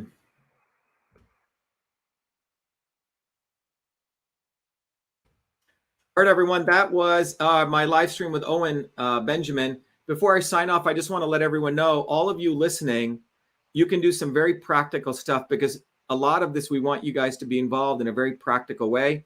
Number one, go to truthfreedomhealth.com and become a warrior scholar. As a part of that, let me just emphasize to all of you, I invite you very warmly every Thursdays at 11 a.m. and 8 p.m. You can go and sign up at vashiva.com/orientation to become, there's no charge, no fees, nothing, but you can come RSVP to come to our open house. I'll in fact post it right here, vashiva.com/orientation. So that's one thing everyone can do. You can sign up to come to the open house, because I want all of you guys to get inspired to know there's a lot of other people out there that are like you and want to support you, and you can learn the science of systems. The other thing that I want to emphasize to you is, please go to truthfreedomhealth.com because you can really learn the science of systems. And then finally, we need those of you who've overcome the Kennedy bullshit and the Trump bullshit and have overcome all their brainwashing to recognize that you can all become leaders in your communities. And one of the things that we need to get on the ballot, okay, in every state. So go to shivaforpresident.com. You can donate or volunteer and become part of, you can become an elector. You can learn a lot about this crazy political process, but you can really make a difference, because when you get on the ground and you go to collect signatures, you'll come face to face with all this corruption. But most importantly, the goal is to make you a leader, make you recognize that you can be an agent of change. So you get the knowledge from truthfreedomhealth.com. You become a warrior scholar on the ground, supporting the Shiva for President campaign. And then finally, just get a bumper sticker, guys. It's really easy. Get a bumper sticker, put it on the back of your car, and let everyone know that we exist. One of you driving around one day will hit 100,000 views. So if you're driving around 365 days, you're going to hit, what is that? 30 million views. Is that right? Yeah, 30 million views in a year. That's more views than you can get being on social media. This is why they don't want people to go offline. So please do that. Support yourself. Be the light. Be well. As I close, let me just play our video that we did for our campaign, and hopefully it'll inspire you. Here you go. Who would have ever thought I'd be running for president of the United States of America? I was born a low caste untouchable in India's caste system, a system of aristocracy, oppression, and racism. My name is Dr.SHIVA Ayyadurai. I'm an MIT PhD, a Fulbright scholar, a scientist, engineer, entrepreneur, and inventor. My family and I left India to come to America on my 7th birthday. I grew up in the working class neighborhoods of New Jersey, playing baseball, mowing lawns, painting houses, and coding software. My friends and neighbors are blacks, Italians, Irish, people of all races. As a 14-year-old, I wrote 50,000 lines of software code to create the world's first email system, and was awarded the first U.S. copyright for email, recognizing me as its official inventor at a time when copyright was the only way to protect software inventions. I did that long before I ever came to MIT, revealing that big innovations can occur anytime, any place, by anybody. Growing up, I saw politicians dividing us by race and religion in both America and India, to have us fighting each other while they remained safe in their gated communities and in their playgrounds of Hollywood, Martha's Vineyard, and Silicon Valley. I'm a fighter. I fought racism and exposed their imperialist wars, fought for workers, and put my life on the line against global corruption.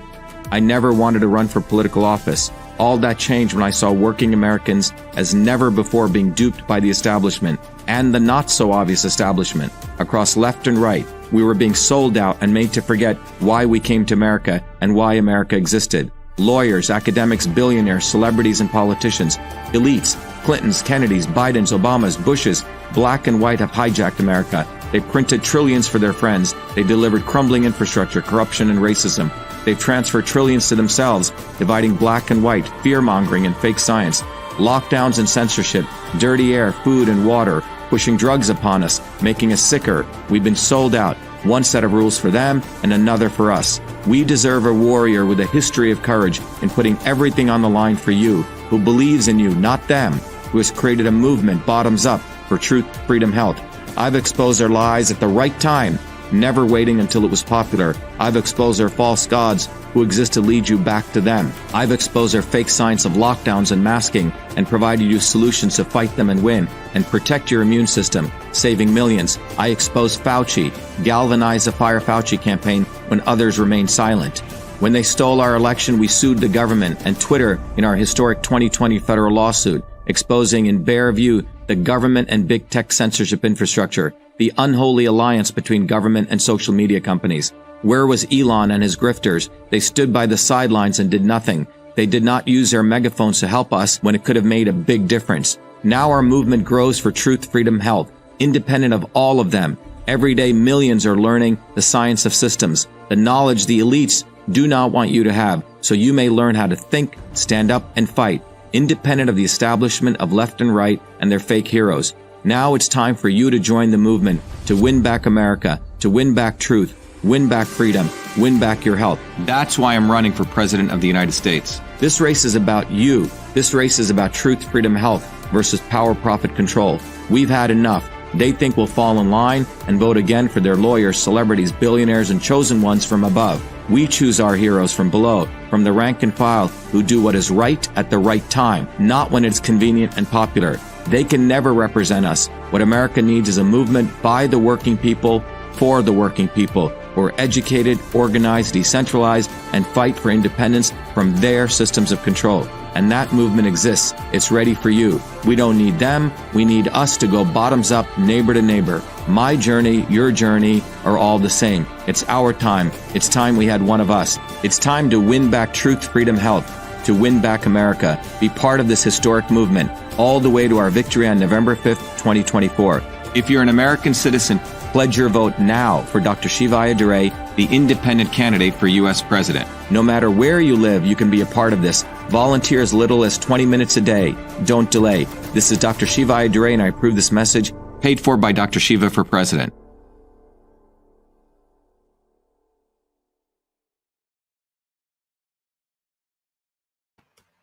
All right, everyone, I hope you enjoyed that, but please, for yourself and your children, recognize that those in power who want power, profit, and control have no interest in us, It's up to us. I've been very fortunate to be able to learn a lot of this knowledge. I'm also very honored to be able to put it together so everyone can learn it. The good news is we have about 500 million people who've heard about us, about 500,000 people who've now become members, supporters, and warriors in our movement. So please become part of that. But one of the things, as this movement comes bottoms up, we need leaders. And those leaders are emerging, and it's purely on people's meritocracy and how much work they do. There's no top-down, saying you gave me some money or something like that. That's not how you become a leader in our movement. So get involved.